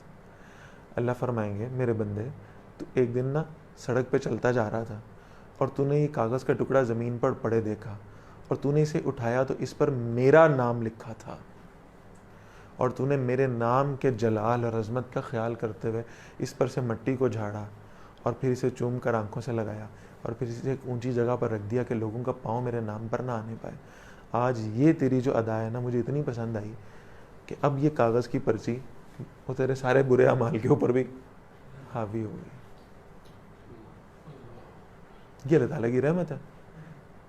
لیکن اس کا یہ ہرگز مطلب نہیں ہے کہ وہ آپ ایک, وہ میں کہتا ہوں نا پرانے زمانے میں وہ کشمیر گھی کے ٹین کے ڈبے آتے تھے, پتہ نہیں اب آتے ہیں کہ نہیں آتے, وہ ٹین کے ڈبے ہوتے تھے, وہ ٹین کا ڈبہ لے کے اس کو خالی کیا, اس پر رنگ کیا, اس کے اوپر لکھا مقدس اور آگ اس میں ڈالیں, ہاں جی, اور اس کو لے جا کے گلی کے کونے پہ کھمبے کے ساتھ چپکا دیا, اور کہا جی کہ وہ تو ایک پرچی اٹھانے پہ جنت میں چلا گیا, ہم نے تو ماشاءاللہ ڈبہ بھر دیا, ہم نے جنت میں نہیں جانا تو اور کس نے جانا. یہ معاملہ ٹھیک نہیں ہے کہ انسان کسی ایک نیکی کا کام کر رہا ہے اور باقی کو اس لیے چھوڑ دے کہ اچھا چلو بس. یہ محدود تصور ہے نیکی. یہ تو یہ کہ وہاں کمی ہو گئی ہے تو اللہ تعالیٰ نے اس کو ویلیو کر دیا. یہ بات سمجھ میں آ رہی؟ تو یہ ویٹیج کیسے ہوگا یہ اللہ کو معلوم. اور جہاں کی کمی بیشی ہو رہی ہے, بڑا آسان معاملہ ہے کہ اللہ تعالیٰ پوچھیں گے نبی اکرم صلی اللہ علیہ وسلم سے کہ یہ بندہ, اس کا یہ معاملہ کیا کریں اس کو. یہاں نوٹ فرمائیے گا کہ کس سے پوچھا جا رہا ہے؟ نبی اکرم صلی اللہ علیہ وسلم سے, جو کون ہے؟ رحمت للعالمین ہے صلی اللہ علیہ وسلم, ان سے پوچھا. تو یہ ڈیفینیٹ بات ہے کہ آنسر کیا آنا ہے؟ معاف کر دیں, معاف کر دیں. بات آ رہی سمجھ میں؟ یہ ہے اصل میں وہ آنر جو رسول اللہ صلی اللہ علیہ وسلم کو اس دن دیا جائے گا. That was purely the decision of اللہ سبحانہ و تعالیٰ.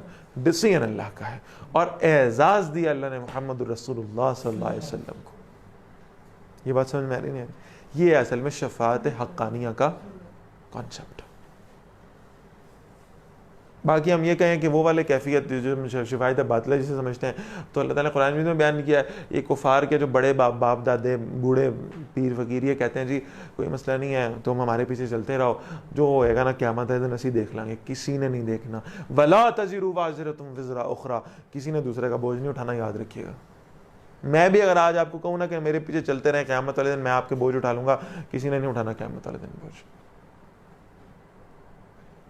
جب نبی اکرم صلی اللہ علیہ وسلم حضرت فاطمہ رضی اللہ تعالیٰ عنہ کو بلا کر کہیں, فاطمہ میری بیٹی, دنیا میں جو تو کہے گی میں تیرے لیے کرنے کو تیار ہوں, آخرت کے دن تیرا باپ محمد تیرے کوئی کام نہیں آئے گا صلی اللہ علیہ وسلم. پھر کون نے, کسی نے اور کس نے کام آنا؟ اگر محمد رسول اللہ صلی اللہ علیہ وسلم یہ جملہ کہہ رہے ہیں, اور کوئی کسی کے کام کیسے آ سکتا؟ لہذا شفاعت حقانیہ کا جو کانسیپٹ ہمارے پاس موجود ہے, ہم اس میں اعتدال کے ساتھ چلتے ہیں, اور ہم یہ کہتے ہیں کہ اس شفاعت کا بیسیکلی جو ڈیسیژن پار ہے جس کی, وہ اللہ ہی کے پاس ہے. بات سمجھ میں آ گئی؟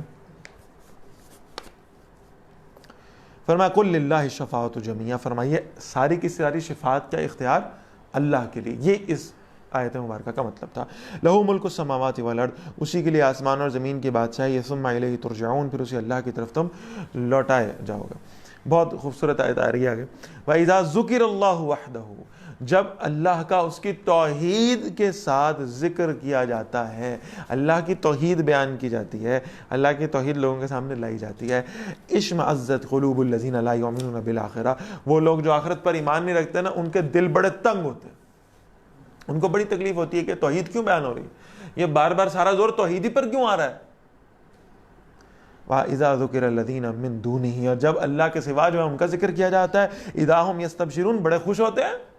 جب ان کے خداؤں میں سے, جھوٹے معبودوں میں سے کسی کا ذکر کیا جاتا ہے, اس پر بڑے خوشی منا رہے ہوتے ہیں. قُلِ اللَّهُمَّ فَاطِرَ السَّمَاوَاتِ وَالْأَرْضِ, نبی صلی اللہ علیہ وسلم دعا کیجیے اللہ سے, کہیے اے میرے اللہ, اے آسمانوں اور زمین کے بنانے والے, عالم الغیب والشہادہ, اے ہر پوشیدہ اور ظاہر کے جاننے والے, انت تحکم بین عبادک, آپ ہی اپنے بندوں کے درمیان میں فیصلہ فرمائیں گے, فیما کانوا فیہ یختلفون, اس بات میں جس میں وہ اختلاف کیا کرتے تھے. وَلَوْ أَنَّ لِلَّذِينَ ظَلَمُوا, اگر واقعی ان لوگوں نے کے لیے جنہوں نے ظلم کیا ہے, مَا فِي الْأَرْضِ جَمِيعًا, زمین میں سب کا سب ہو, یعنی وہ زمین کی پوری دولت پر, اس کے ریسورسز کے اوپر قابض ہو جائیں اور اس کے مالک بن بیٹھے ہیں. وَمِثْلَهُ مَعَهُ, اور اتنا ہی اور بھی ہو جتنا ہی زمین میں موجود. زمین کی ساری دولت جو ہے وہ ایک آدمی کے پاس تو نہیں آ سکتی, محال ہے, لیکن بالفرض آ جائے, اور اتنی ہی اور بھی آ جائے, لَفْتَدَوْا بِهِ مِنْ سُوءِ الْعَذَابِ يَوْمَ الْقِيَامَةِ, اور یہ یعنی سوچے کہ میں اب قیامت والے دن اس ساری دولت کو اللہ کے سامنے فدیے میں دیتا ہوں, کہ یہ مجھ سے میرا فدیہ لے لیں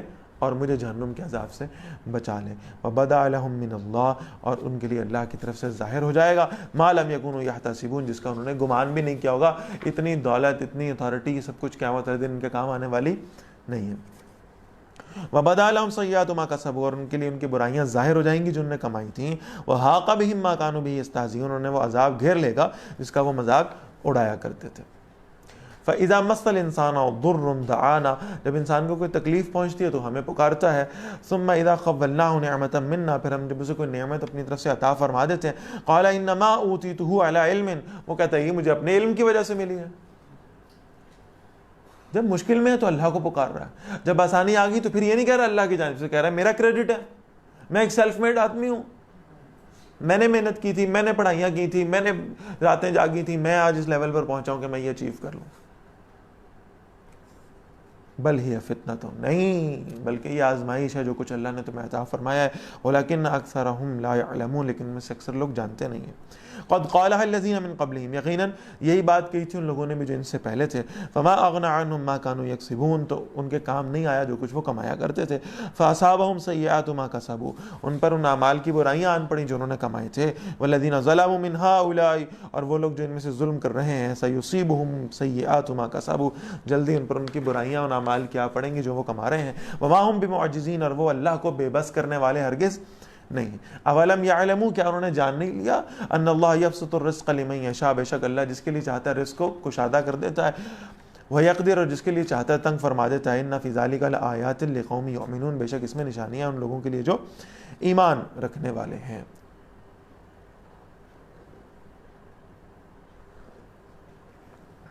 یہاں قرآن مجید کی وہ آیت مبارکہ آ رہی ہے سورہ زمر کی آیت نمبر 53، جسے میں کہتا ہوں کہ قرآن مجید کی سب سے زیادہ امید دلانے والی آیت، سب سے.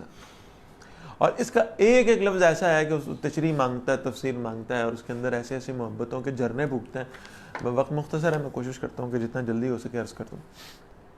قل یا عبادی الذین، قل اے نبی صلی اللہ علیہ وسلم کہہ دیجئے، یا عبادی اے میرے بندو. کتنی محبت سے اللہ نے پکارا، اے میرے بندو. اللہ کے بندے کون بندے؟ اللہ کے جو 5 وقت کی نماز بھی پڑھتے ہیں، جن کی کبھی تہجد مس نہیں ہوتی، جو صرف قرآن سارا دن قرآن بھی پڑھتے رہتے ہیں، جو نیکیاں بھی کرتے رہتے ہیں، جو مال بھی خرچ کرتے رہتے ہیں، جو سارا کچھ کر رہے ہیں. ان کی بات ہو رہی. اگلے الفاظ کہہ رہے ہیں ان کی بات نہیں ہو رہی. یا عبادی اے میرے بندو، الذین اسرفوا علی انفسہم، وہ جو اپنی جانوں پر ظلم کرتے رہے، وہ جو اللہ کی نافرمانیاں کرتے رہے، وہ جو گناہوں کے بوجھ اکٹھے کرتے رہے، وہ جنہوں نے اللہ کی نافرمانی کرنے میں کوئی کسر چھوڑی ہی نہیں. اسرفوا علی انفسہم، اے میرے بندو. ہو تو اللہ کے بندے نا، اللہ کی نافرمانیاں ساری زندگی کرتے رہے، ہو تو اللہ ہی کے نا. ان کو پکارا جا رہا ہے اور کہا جا رہا ہے لا تقنطوا من رحمت اللہ، اللہ کی رحمت سے ہرگز مایوس نہ ہو جانا. ان اللہ یغفر الذنوب جميعا، بے شک اللہ سب کے سب گناہوں کو معاف فرما دیتا ہے. انہ هو الغفور الرحیم، اور بے شک وہ بہت بخشنے والا اور ہمیشہ رحم فرمانے والا ہے. اگر گناہ ہوتے رہے اور انسان کو یہ خیال آ گیا اور اللہ کی اس شان رحیمی کے اوپر اس کو اعتماد ہو گیا، تو پھر بہرحال یہ ہوگا کہ اللہ تعالیٰ سے وہ سچے دل کے ساتھ توبہ کرے گا، معافی مانگے گا، اور اللہ اس کی توبہ کو قبول فرما لے گا، چاہے اس کے گناہ کتنے ہی کیوں نہ ہو. اللہ کے رسول صلی اللہ علیہ وسلم فرماتے ہیں اگر تم سے اتنے گناہ سرزد ہو گئے، گویا یہ کہ سمندر کی جھاگ کے برابر ہو جائے. دنیا کا 70% سمندر ہے، اس کے اوپر جو جھاگ آ رہی ہے اس کے برابر ہو جائے. کیسے ہو سکتے ہیں؟ صحراؤں کی ریت کے ذروں کے برابر ہو سکتے ہیں، کاؤنٹلیس. پھر بھی تم اللہ سے سچے دل سے معافی مانگو گے تو اللہ تمہارے گناہ معاف فرمائے. پھر ایک اور حدیث میں اللہ کے نبی فرماتے ہیں صلی اللہ علیہ وسلم، اے آدم کے بیٹے، اللہ فرما رہے ہیں حدیث قدسی، اگر تم اپنے گناہوں کو تہ لگانا شروع کرو. اس حدیث کی شرح یہ ہے کہ آپ کبھی دیکھیں نا دھلے ہوئے کپڑے آپ نے تار سے اتارے اور اتار کر ایسے ہی لا کر الماری میں پھینک دیے، تو دے ول کیپچر مور اسپیس، زیادہ جگہ کیپچر کریں گے. اس کی بجائے اگر آپ نے کپڑوں کو بڑی آرام سے ترتیب سے طے کر کے الماری میں رکھنا شروع کیا تو کیا ہوگا؟ کم جگہ کے اوپر زیادہ کپڑے آ جائیں گے، اسپیس کم کیپچر کریں گے، زیادہ چیزیں وہاں ایڈجسٹ ہو سکتی ہیں. فرمایا اگر میرے بندے تو اپنے گناہوں کی طے لگانا شروع کر. طے لگانے کا مطلب کیا ہے؟ کہ کم جگہ پہ زیادہ گناہ آ جائیں، اور طے لگانے کے بعد انہیں زمین کے اوپر پھیلانا شروع کر دیں اور پوری زمین کو کور کر دے گناہوں سے. کس کے ہوں گے اتنے گناہ؟ اگر تو کور کر دے پوری زمین کو اپنے گناہوں سے. الحمدللہ ہمارے اتنے تو نہیں ہے نا، اللہ کا شکر. اس کے بعد ان کے اوپر تہیں لگانا شروع کر، اور کرتے کرتے زمین اور آسمان کے درمیان میں جتنی خالی جگہ اس کو بھی اپنے گناہوں سے بھر دے. وہ کتنی ہے وی ڈونٹ نو، ہمیں نہیں پتا، آج تک سائنس نہیں کیلکولیٹ کر پائی وہ کتنی جگہ. اللہ کے نبی صلی اللہ علیہ وسلم فرما رہے ہیں، اللہ فرماتے ہیں اگر میرے بندے نے اتنے گناہ کر لیے کہ زمین و آسمان کے درمیان میں جگہ ہی کوئی نہ بچی اس کے گناہوں سے، ساری جگہ فل ہو گئی ہے، اتنے گناہ وہ کر بیٹھا ہے، اور اس کے بعد وہ میرے پاس آیا اور اس نے ایک مرتبہ مجھ سے ایک آنسو بہا کر کہا نا کہ یا اللہ مجھے معاف فرما دیجیے، تو میں سب کے سب کو ایک لمحے سے پہلے معاف کروں. یہ اللہ کی رحمت. بنی اسرائیل کا ایک آدمی کفل، اس کا واقعہ آتا ہے روایات، بڑے بد کردار آدمی تھا، شراب پیتا تھا، روزانہ زنا کرتا تھا، اس کے بستر پر ہر روز ایک نئی عورت ہوتی تھی، بڑے پیسے دے کر خواتین کو جو ہے نا وہ خرید کر لاتا تھا، مال بھی بہت تھا. ایک دن وہ اپنے کمرے میں داخل ہوا ہے اور اس نے بستر کے پاس ایک عورت کو روتے ہوئے دیکھا. انہوں نے کہا بی بی کیوں رو رہی؟ میں نے کم پیسے دیے اور لے لو. اس نے کہا نہیں، میں پیسوں کی کم ہونے کی وجہ سے نہیں رو رہی، میں کوئی دھندا کرنے والی عورت نہیں ہوں، مجھے مجبوری نے یہاں تک پہنچایا ہے، اور اب میں صرف یہ رو رہی ہوں کہ میں مجبوری میں یہ کام تو کر لوں، لیکن جب اپنے اللہ کے پاس جاؤں گی اور اللہ نے پوچھ لیا کہ تو نے گناہ کیوں کیا تو میں کیا جواب دوں؟ تو کفل نے پوچھا کہ یہ تمہارا پہلی دفعہ ہے؟ Is it your first time? ہاں. کہا اللہ دی بندی، یہ پہلی دفعہ یہ گناہ کرنے سے تم اتنا ڈر رہی ہو کہ اللہ کو کیا منہ دکھاؤ گے؟ میں تو روز کرتا ہوں، شراب بھی پیتا ہوں، زنا بھی کرتا، سب کر رہا ہوں، مجھے تو کبھی ڈر نہیں لگا، تم پہلی دفعہ میں ڈر رہی ہو، حالانکہ ابھی تم نے وہ گناہ کیا بھی نہیں. اس نے کہا اچھا ایسا کرو. کفل نے کہا جاؤ، میں تمہیں ہاتھ بھی نہیں لگاؤں گا، میں تمہیں پوری عزت کے ساتھ جیسے تم آئی تھی ویسے ہی واپس بھیجتا ہوں، تم چلی جاؤ. ہاں بس ایک کام کرنا، جس اللہ سے تم اتنا ڈر رہی ہو نا، اس سے کہنا مجھے بھی معاف کر دے، اس اللہ سے کہنا مجھے بھی معاف کر دے. یہ اس نے کیا کہ اس نے عورت کو بھیج دیا. اب شراب کا نشہ ہے، اس میں انسان مدہوش ہے، اسے پتہ ہی نہیں ہے کہ کیا کہنا ہے، کیا کرنا ہے، کیا نہیں کرنا. تو وہ عورت چلی گئی. اسی رات کفل کی موت ہوئی ہے، اسی رات موت آ گئی. اب ایسے لوگوں کو محلوں کے لوگ، کالونیوں کے لوگ، وہ کیا سمجھتے ہیں؟ ان کو تو پوچھنا بھی گوارا نہیں کرتے، انہیں تو جاننا بھی گوارا نہیں کرتے کہ کہاں ہے کہاں نہیں ہے. ان لوگوں سے سلام دعا نہیں رکھتے لوگ. اب کفل اگر غائب ہوتا اور کئی کہ دن غائب رہتا تو کسی کو فکر بھی نہ ہوتی کہ کہاں گیا، معلوم ہی نہ ہوتا کسی کو. آپ اندازہ کیجئے وقت کے نبی کو اللہ نے وحی کی ہے کہ جائیے اور اپنی قوم والوں کو لیجئے اور جا کر میرا ایک بندہ جو اس گھر میں موجود ہے نا، اس کو جا کر اس کے جنازے کا، اس کے کفن دفن کا بندوبست فرمائیے. یہ لوگ وہاں پہنچے، گھر کے باہر دیوار کے اوپر ایک جملہ لکھا ہوا تھا، ان اللہ قد غفر للکفل، اللہ نے بے شک کفل کو معاف فرما دیا، اللہ نے اس کی مغفرت فرما دی. اور وقت کے نبی کو وحی میں کہا گیا کہ لوگوں کو بتا دیجیے، لوگ سمجھیں گے بڑا بدکردار آدمی تھا، لوگوں کو بتا دیں گے صرف اس کی مغفرت نہیں کی، جتنے لوگ اس کے جنازے میں شریک ہوں گے اللہ تعالیٰ ان سب کی بھی بخشش فرما دے.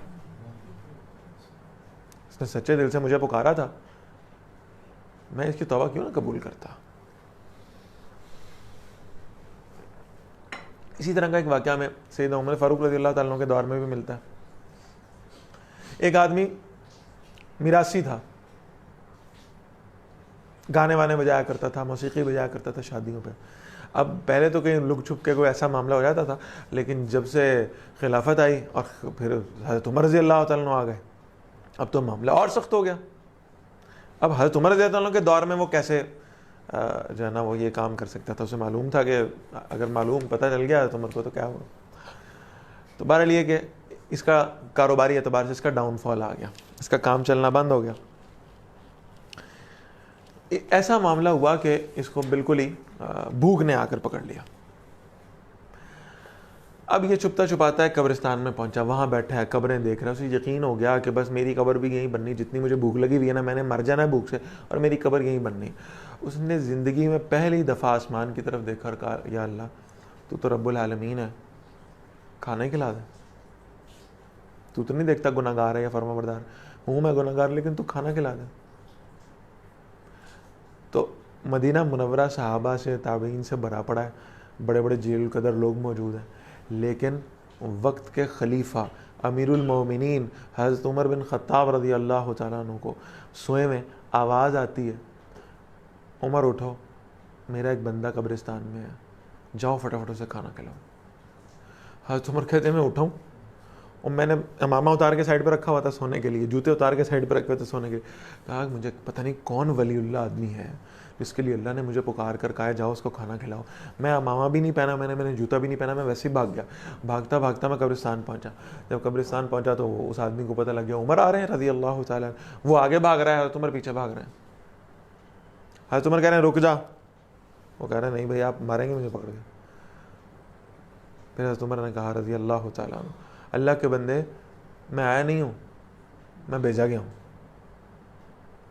اس نے دوڑتے دوڑتے کہا کس نے بھیجا آپ کو؟ کہا اللہ کے بندے جس کو تو نے روٹی کے لیے پکارا تھا.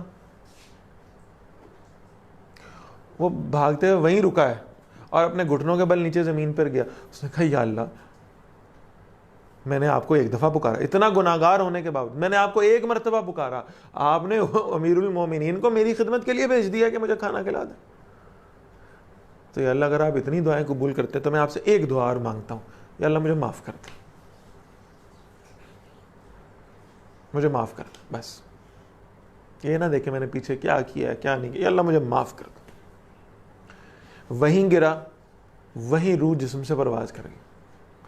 سیدنا عمر رضی اللہ تعالیٰ نے جنازہ پڑھایا، ٹھیک ہے، اور صحابہ نے پیچھے جنازہ پڑھا، اور حضرت عمر نے اپنے ہاتھوں سے اس شخص کو دفن کیا. کن کاموں میں ساری زندگی گزر رہی ہے اور اللہ تعالیٰ نے کیسے اس کو قبول فرما لیا. یہ ہے اللہ تعالیٰ کی رحمت کا مظہر.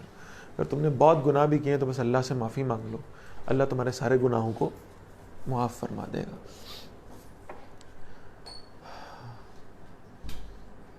وَأَنِيبُوا إِلَىٰ رَبِّكُمْ، پلٹ آؤ اپنے رب کی جانب، وَأَسْلِمُوا لَهُ، اور اس کی فرما برداری کرو، مِن قَبْلِ أَن يَأْتِيَكُمُ الْعَذَابُ، اس سے پہلے کہ تم پر عذاب آ جائے، ثُمَّ لَا تُنصَرُونَ، اور پھر تمہاری مدد نہیں کی جائے گی. وَاتَّبِعُوا أَحْسَنَ مَا أُنزِلَ إِلَيْكُم مِّن رَّبِّكُمْ، اور پیروی کرو سب سے اچھی بات کی جو تمہارے رب کی طرف سے نازل کی گئی ہے. مِن قَبْلِ أَن يَأْتِيَكُمُ الْعَذَابُ بَغْتَةً، اس سے پہلے کہ تم پر اچانک عذاب آ جائے، وَأَنتُمْ لَا تَشْعُرُونَ، اور تم اس کا گمان بھی نہ کرتے ہو. أَن تَقُولُوا نَفْسٌ يَا حَسْرَتَا عَلَىٰ مَا فَرَّطتُ فِي جَنبِ اللَّهِ، ایسا نہ ہو کہ کوئی شخص کہے ہائے حسرت اس پر جو میں نے کوتاہی کی اللہ کی جناب میں. وَإِن كُنتُ لَمِنَ الصَّاخِرِينَ، اور بے شک میں تو تمسخر کرنے والوں میں تھا، ہنسی مذاق اڑانے والوں میں سے تھا. او تقول لو ان اللہ ہدانی، یا یہ کہے کہ اگر واقعی اللہ نے مجھے ہدایت دے دی ہوتی، لَكُنْتُ مِنَ الْمُتَّقِينَ، یقیناً میں پرہیزگاروں میں ہوتا، تقوی والوں میں ہوتا.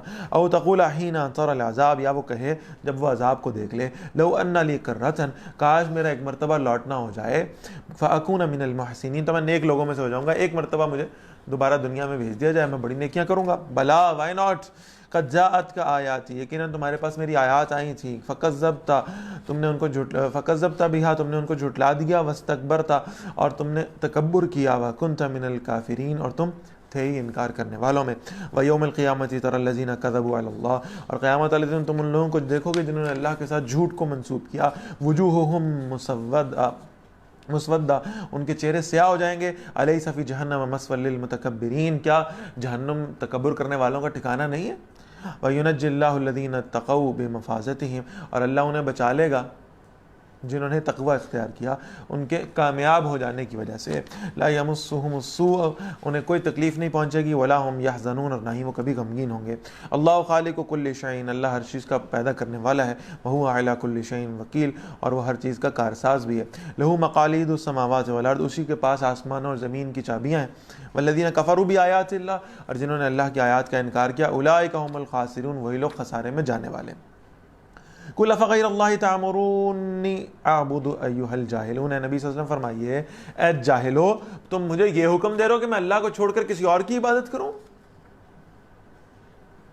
ایھا الجاہلون، نوٹ فرما لیں کہ جاہل کی ڈیفینیشن جو ہمارے معاشرے میں موجود ہے وہ ان ایجوکیٹڈ ہے. ان ایجوکیٹڈ جاہل نہیں ہے.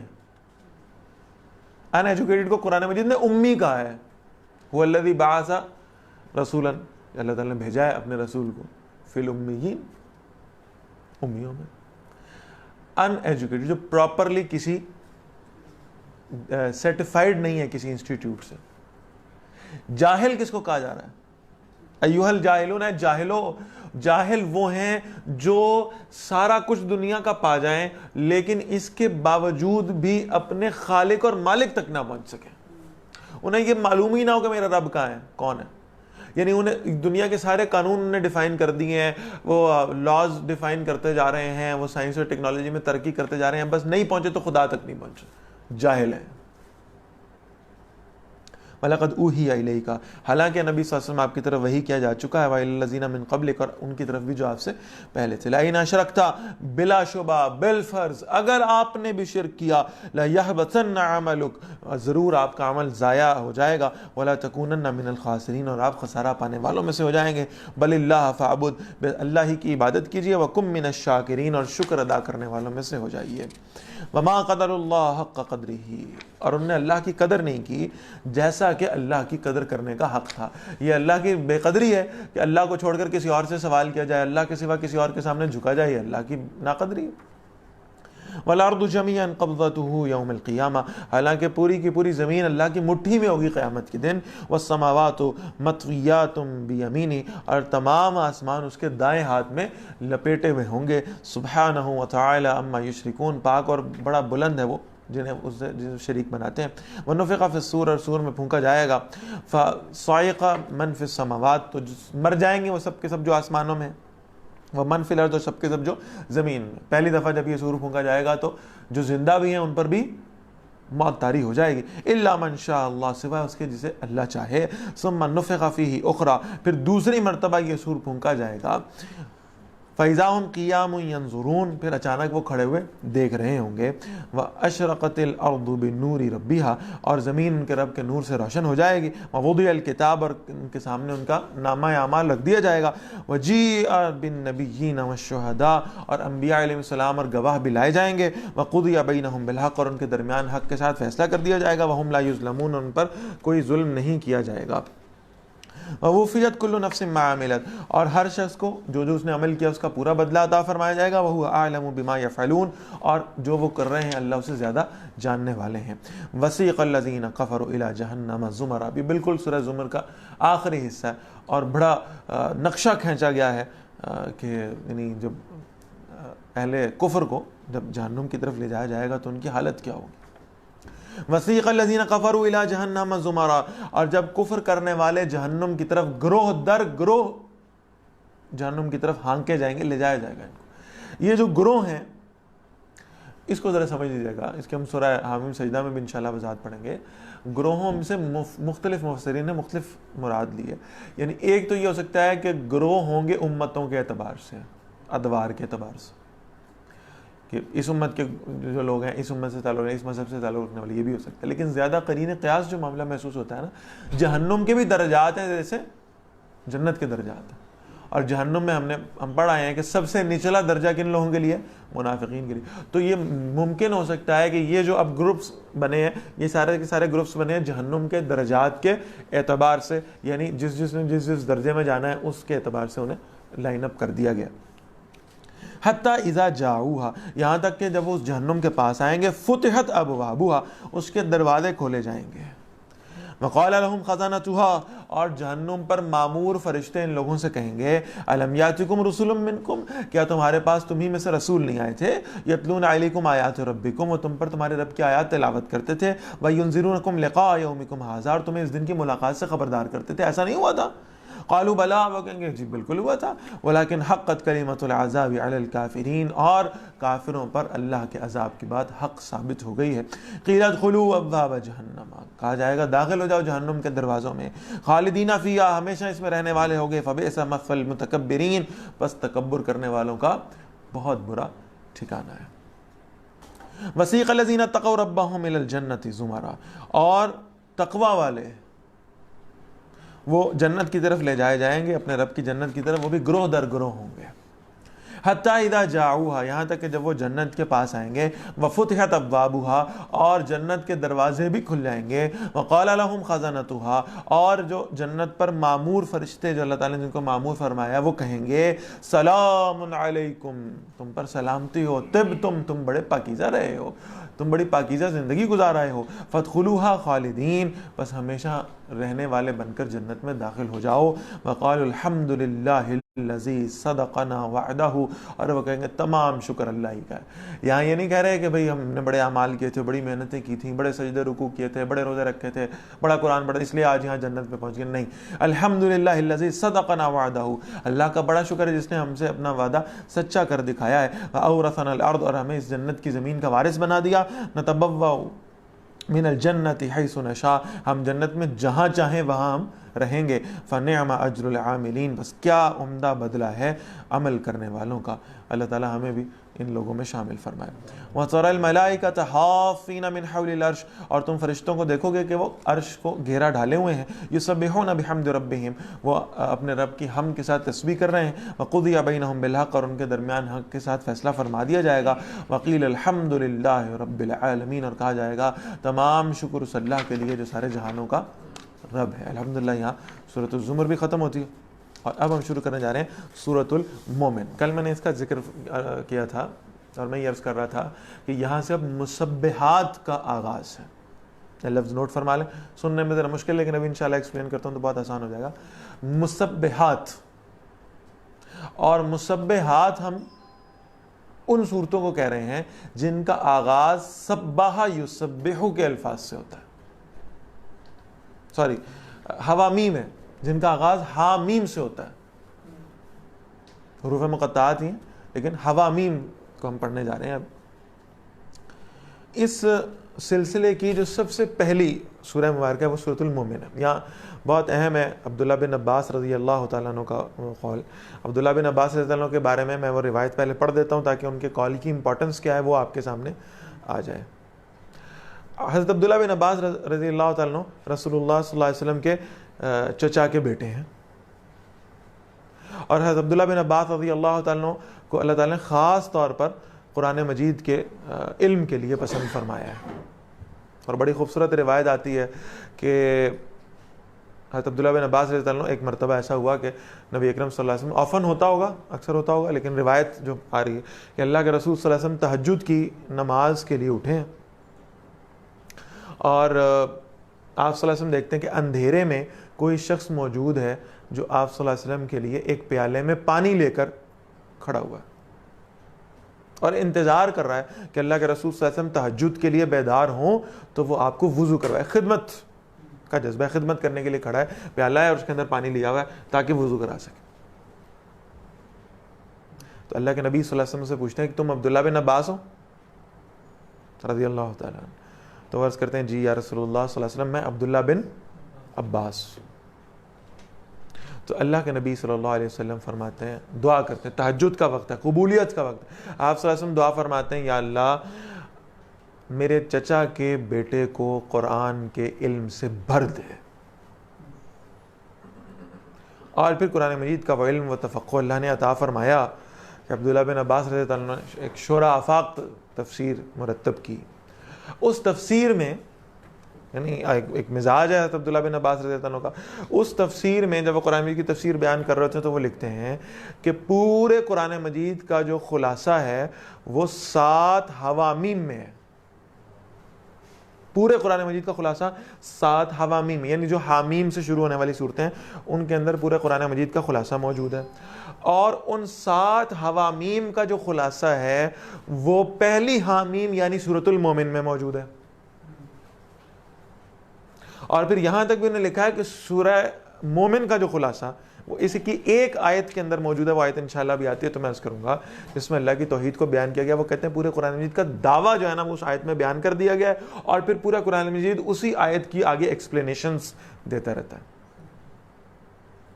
پھر دوبارہ عرض کر رہا ہوں عبداللہ بن عباس رضی اللہ عنہ کی رائے ہے پورے قرآن مجید کا خلاصہ 7 حوامیم میں، اور ان 7 حوامیم کا جو خلاصہ ہے وہ پہلی حامیم یعنی سورۃ المومن میں، اور پھر اس کا خلاصہ صرف ایک آیت میں. ٹھیک ہے، بسم اللہ الرحمن الرحیم. حامیم تنزیل الکتاب من اللہ العزیز العلیم. اس کتاب کا نازل کیا جانا ہے اللہ کی جانب سے جو بہت زبردست اور سب کچھ جاننے والا ہے. غافر الذنب، گناہ کو بخشنے والا ہے. وقابل التوب، اور توبہ کو قبول فرمانے والا ہے. شدید العقاب، اور بہت سخت سزا دینے والا ہے. ذی الطول، بڑے فضل والا ہے. لا الہ الا ہو، اللہ کے سوا کوئی معبود نہیں ہے. الیہ المصیر، اسی اللہ کی طرف تمہیں لوٹنا ہے. آپ دیکھ رہے ہیں کہ بالکل آغاز جو ہو رہا ہے وہ اللہ تعالیٰ کی وحدانیت سے ہو رہا ہے، اللہ کی شان اور عظمت کے بیان سے آغاز ہو رہا ہے. ما یجادل فی آیات اللہ الا الذین کفروا، اللہ کی آیات میں جھگڑا نہیں کرتے مگر وہ لوگ جنہوں نے کفر کیا ہے. فلا یغررک تقلبہم فی البلاد، اے نبی صلی اللہ علیہ وسلم آپ کو ان کا شہروں میں چلنا پھرنا دھوکے میں نہ ڈالے. ان کے پاس مال و دولت ہے، ان کی سواریاں بہترین ہیں، ان کے گھر بڑے شاندار ہیں، ان کے پاس پروٹوکالز بھی ہیں، ان کے پاس دولت بھی ہے، یہ آپ کو کہیں دھوکے میں نہ ڈال دیں۔ آج بھی ہمارے ذہنوں میں یہ خیال آتا ہے کہ تو عیسائی اور یہودی تو اللہ تعالیٰ کے نافرمان ہیں، لیکن بہرحال یہ کہ عزتیں ان کو مل رہی ہیں، دولتیں ان کو مل رہی ہیں، سائنس اور ٹیکنالوجی میں جھنڈے وہ گاڑ رہے ہیں، ہم کہاں بیٹھے ہیں؟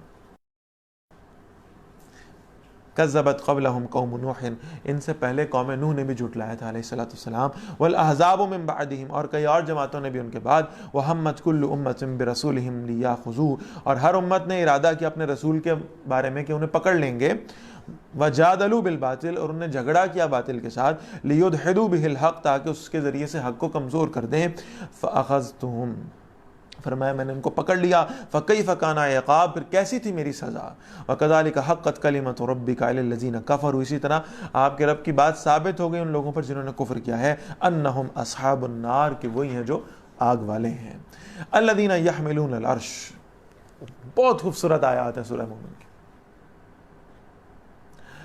وہ فرشتے جو عرش کو اٹھائے ہوئے ہیں،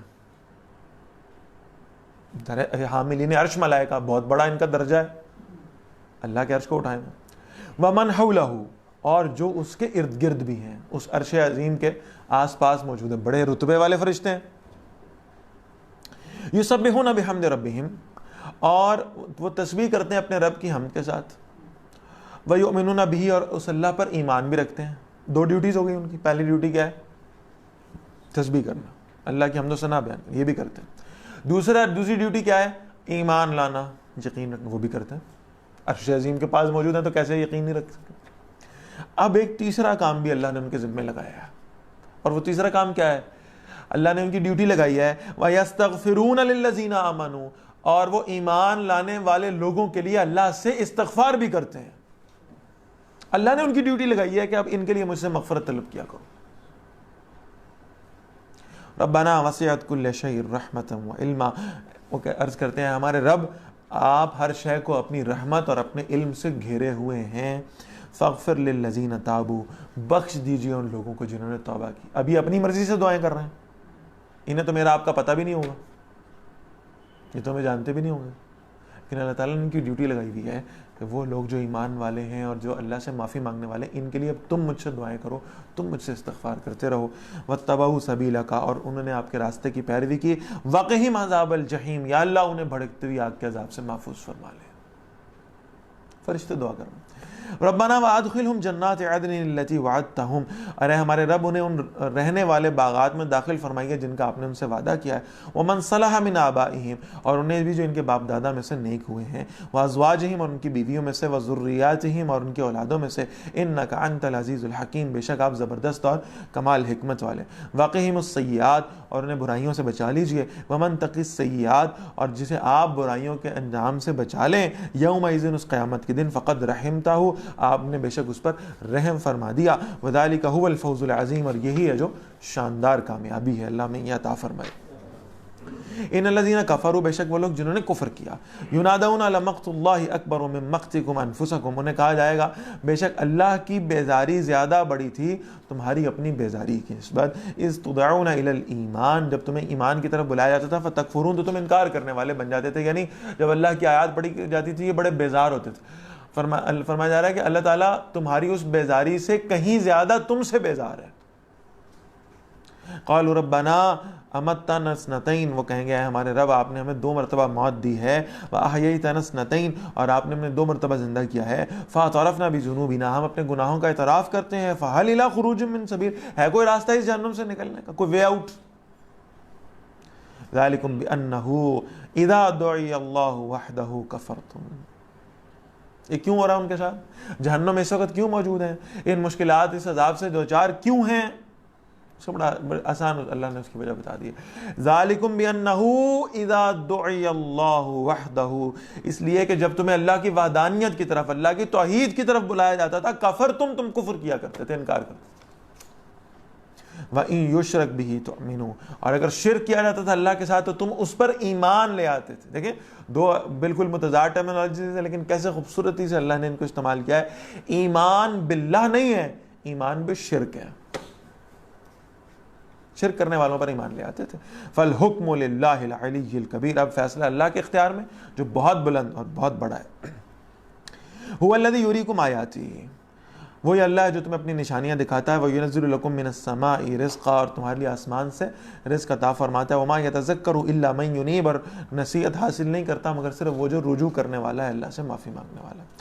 فَضْلُ اللَّہ، یہ وہ آیت مبارکہ آیت نمبر 14 جس کے بارے میں حضرت عبداللہ بن مسعود رضی اللہ عنہ فرما رہے ہیں پورے قرآن کا خلاصہ حوامیم میں، اور ساری حوامیم کا خلاصہ سورہ مومن میں، اور پھر سورہ مومن کا خلاصہ ایک ٹیگ لائن جسے آپ کہہ لیں وہ اس آیت نمبر 14 میں آئی ہے. اور پورا قرآن عبداللہ بن عباس رضی اللہ عنہ کی رائے میں اسی ایک جملے کی ایکسپلینیشن پر مبنی ہے. اور وہ کیا ہے، وہ دعویٰ کیا ہے، وہ لوگوں کو حکم کیا ہے. فَدْعُوا اللَّہ، اللہ کو پکارو، مخلصین لہ الدین، اس کے لیے اپنی اطاعت کو خالص کرتے ہوئے، وَلَوْ کَرِہَ الْکَافِرُونَ، چاہے کافر کتنا ہی برا کیوں نہ منائے، چاہے انہیں کتنی تکلیف کیوں نہ ہو. ساری عبادات کا خلاصہ فَدْعُوا اللَّہ، اللہ کو پکارا کرو.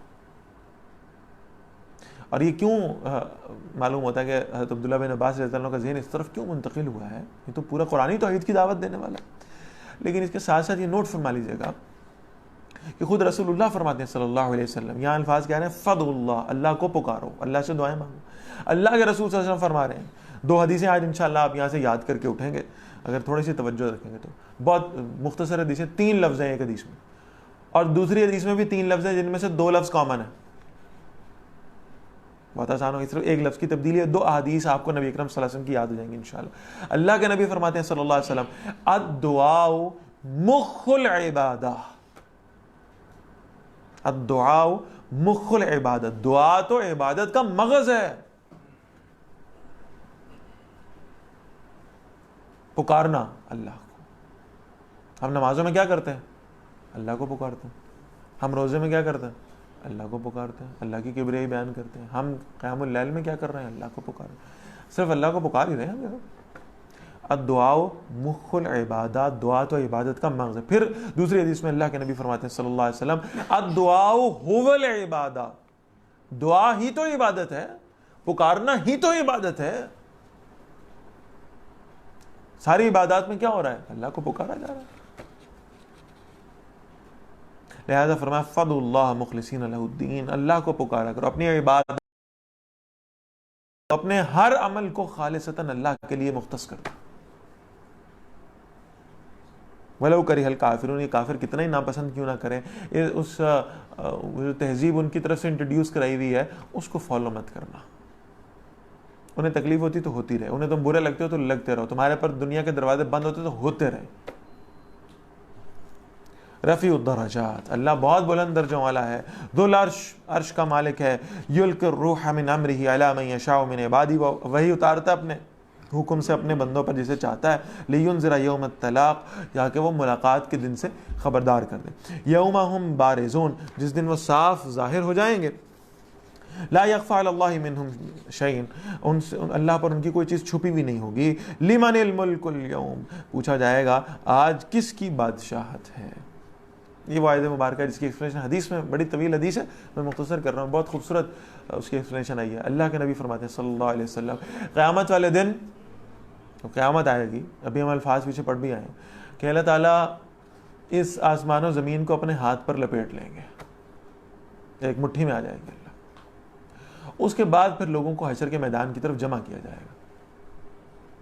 بلکہ اس سے بھی قبل، یعنی یہ جو آیات آ رہی ہیں اس سے بھی قبل کی پہلی دفعہ سور پھونکا گیا ہے اور سب پر موت طاری ہو گئی.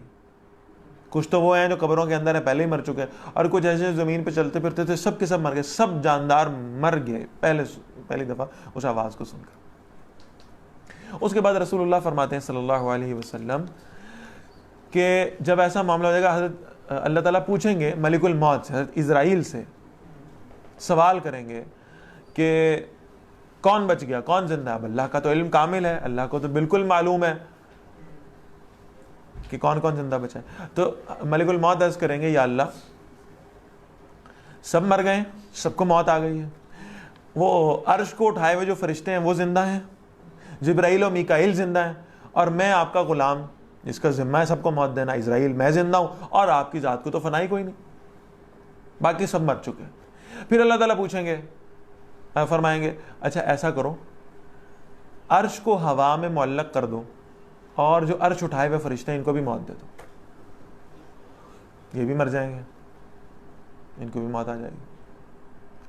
پھر اللہ پوچھیں گے کون بچا؟ ملک الموت عرض کریں گے یا اللہ آپ کی ذات کو تو فنائی کوئی نہیں ہے، جبرائیل میکائیل بچائیں، یہ آپ کا غلام بچا بس، اور کون بچا؟ اللہ فرمائیں گے اب جبرائیل اور میکائیل کو بھی موت آئے گی۔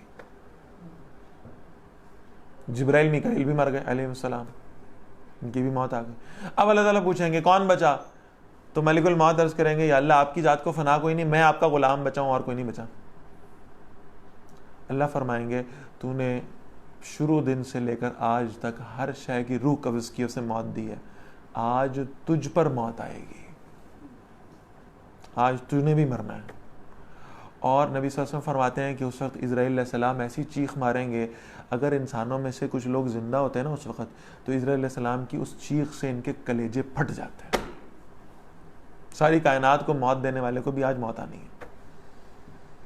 اسرائیل علیہ السلام بھی مر گئے، اب کون ہے؟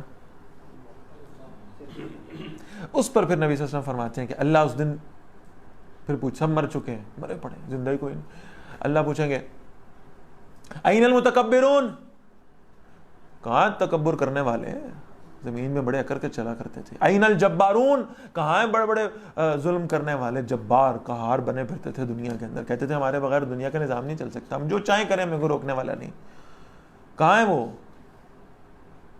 این الملوک، کہاں ہیں سارے بادشاہ؟ ہر آدمی اپنی ذات میں ایک بادشاہ ہے، جس کو کسی ملک کی، کسی صوبے کی، کسی شہر کی، کسی محلے کی بادشاہت نہیں ملتی، وہ اپنے جسم پہ بادشاہ ہے، وہ پلے کارڈ پکڑتا ہے، سڑکوں میں نکل آتا ہے اللہ کو چیلنج کرنے، میرا جسم میری مرضی، وہ اپنے جسم پہ بادشاہ بنا ہوا۔ این الملوک، اللہ پوچھیں گے آج بادشاہ کہاں گئے؟ نو آنسر، ہے ہی کوئی نہیں، کون جواب دے گا، مر گئے سب۔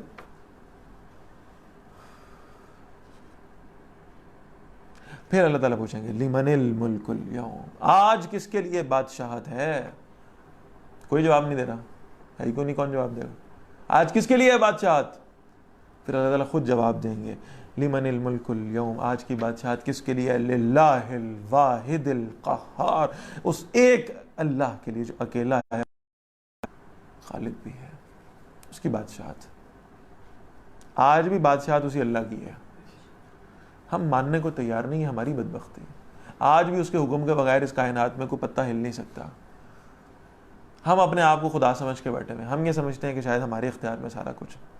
فرمایا الیوم تجزی کل نفس بما کسبت، آج کے دن ہر اس شخص کو بدلہ دیا جائے گا جو اس نے کمایا ہے۔ لا ظلم اليوم، آج کے دن کوئی ظلم نہیں ہوگا۔ ان اللہ سریع الحساب، بے شک اللہ بہت جلد حساب لینے والا ہے۔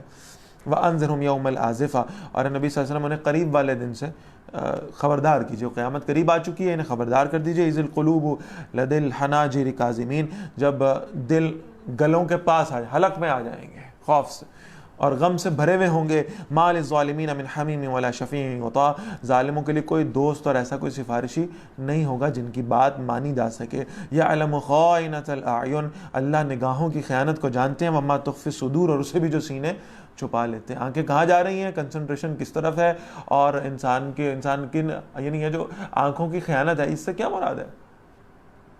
آپ سمجھیں کہ انسان کا فوکس کس طرف ہے، وہ محنت کس کے لیے کر رہا ہے، دنیا کی زندگی کے لیے یا آخرت کے لیے؟ واللہ یقضی بالحق، اور اللہ حق کے ساتھ فیصلہ فرمائیں گے۔ والذین یدعون من دونہ، اور جنہیں وہ اللہ کے سوا پکارتے تھے، لا یقضون بشیء، وہ کسی شے کا فیصلہ نہیں کرتے۔ ان اللہ هو السمیع البصیر، بے شک اللہ سب کچھ سننے والا اور سب کچھ دیکھنے والا ہے۔ آیت نمبر 20 تک الحمدللہ ہم نے پڑھ لیا ہے سورہ مومن کی، اور بریک کے فوراً بعد انشاءاللہ ہم آیت نمبر 21 سے دوبارہ آغاز کریں گے، اور سورۃ المومنین انشاءاللہ آج پڑھنے کے بعد سورہ فصلت یعنی سورہ حامیم سجدہ بھی آج ہی ہم انشاءاللہ تعالی آغاز کریں گے۔ السلام علیکم۔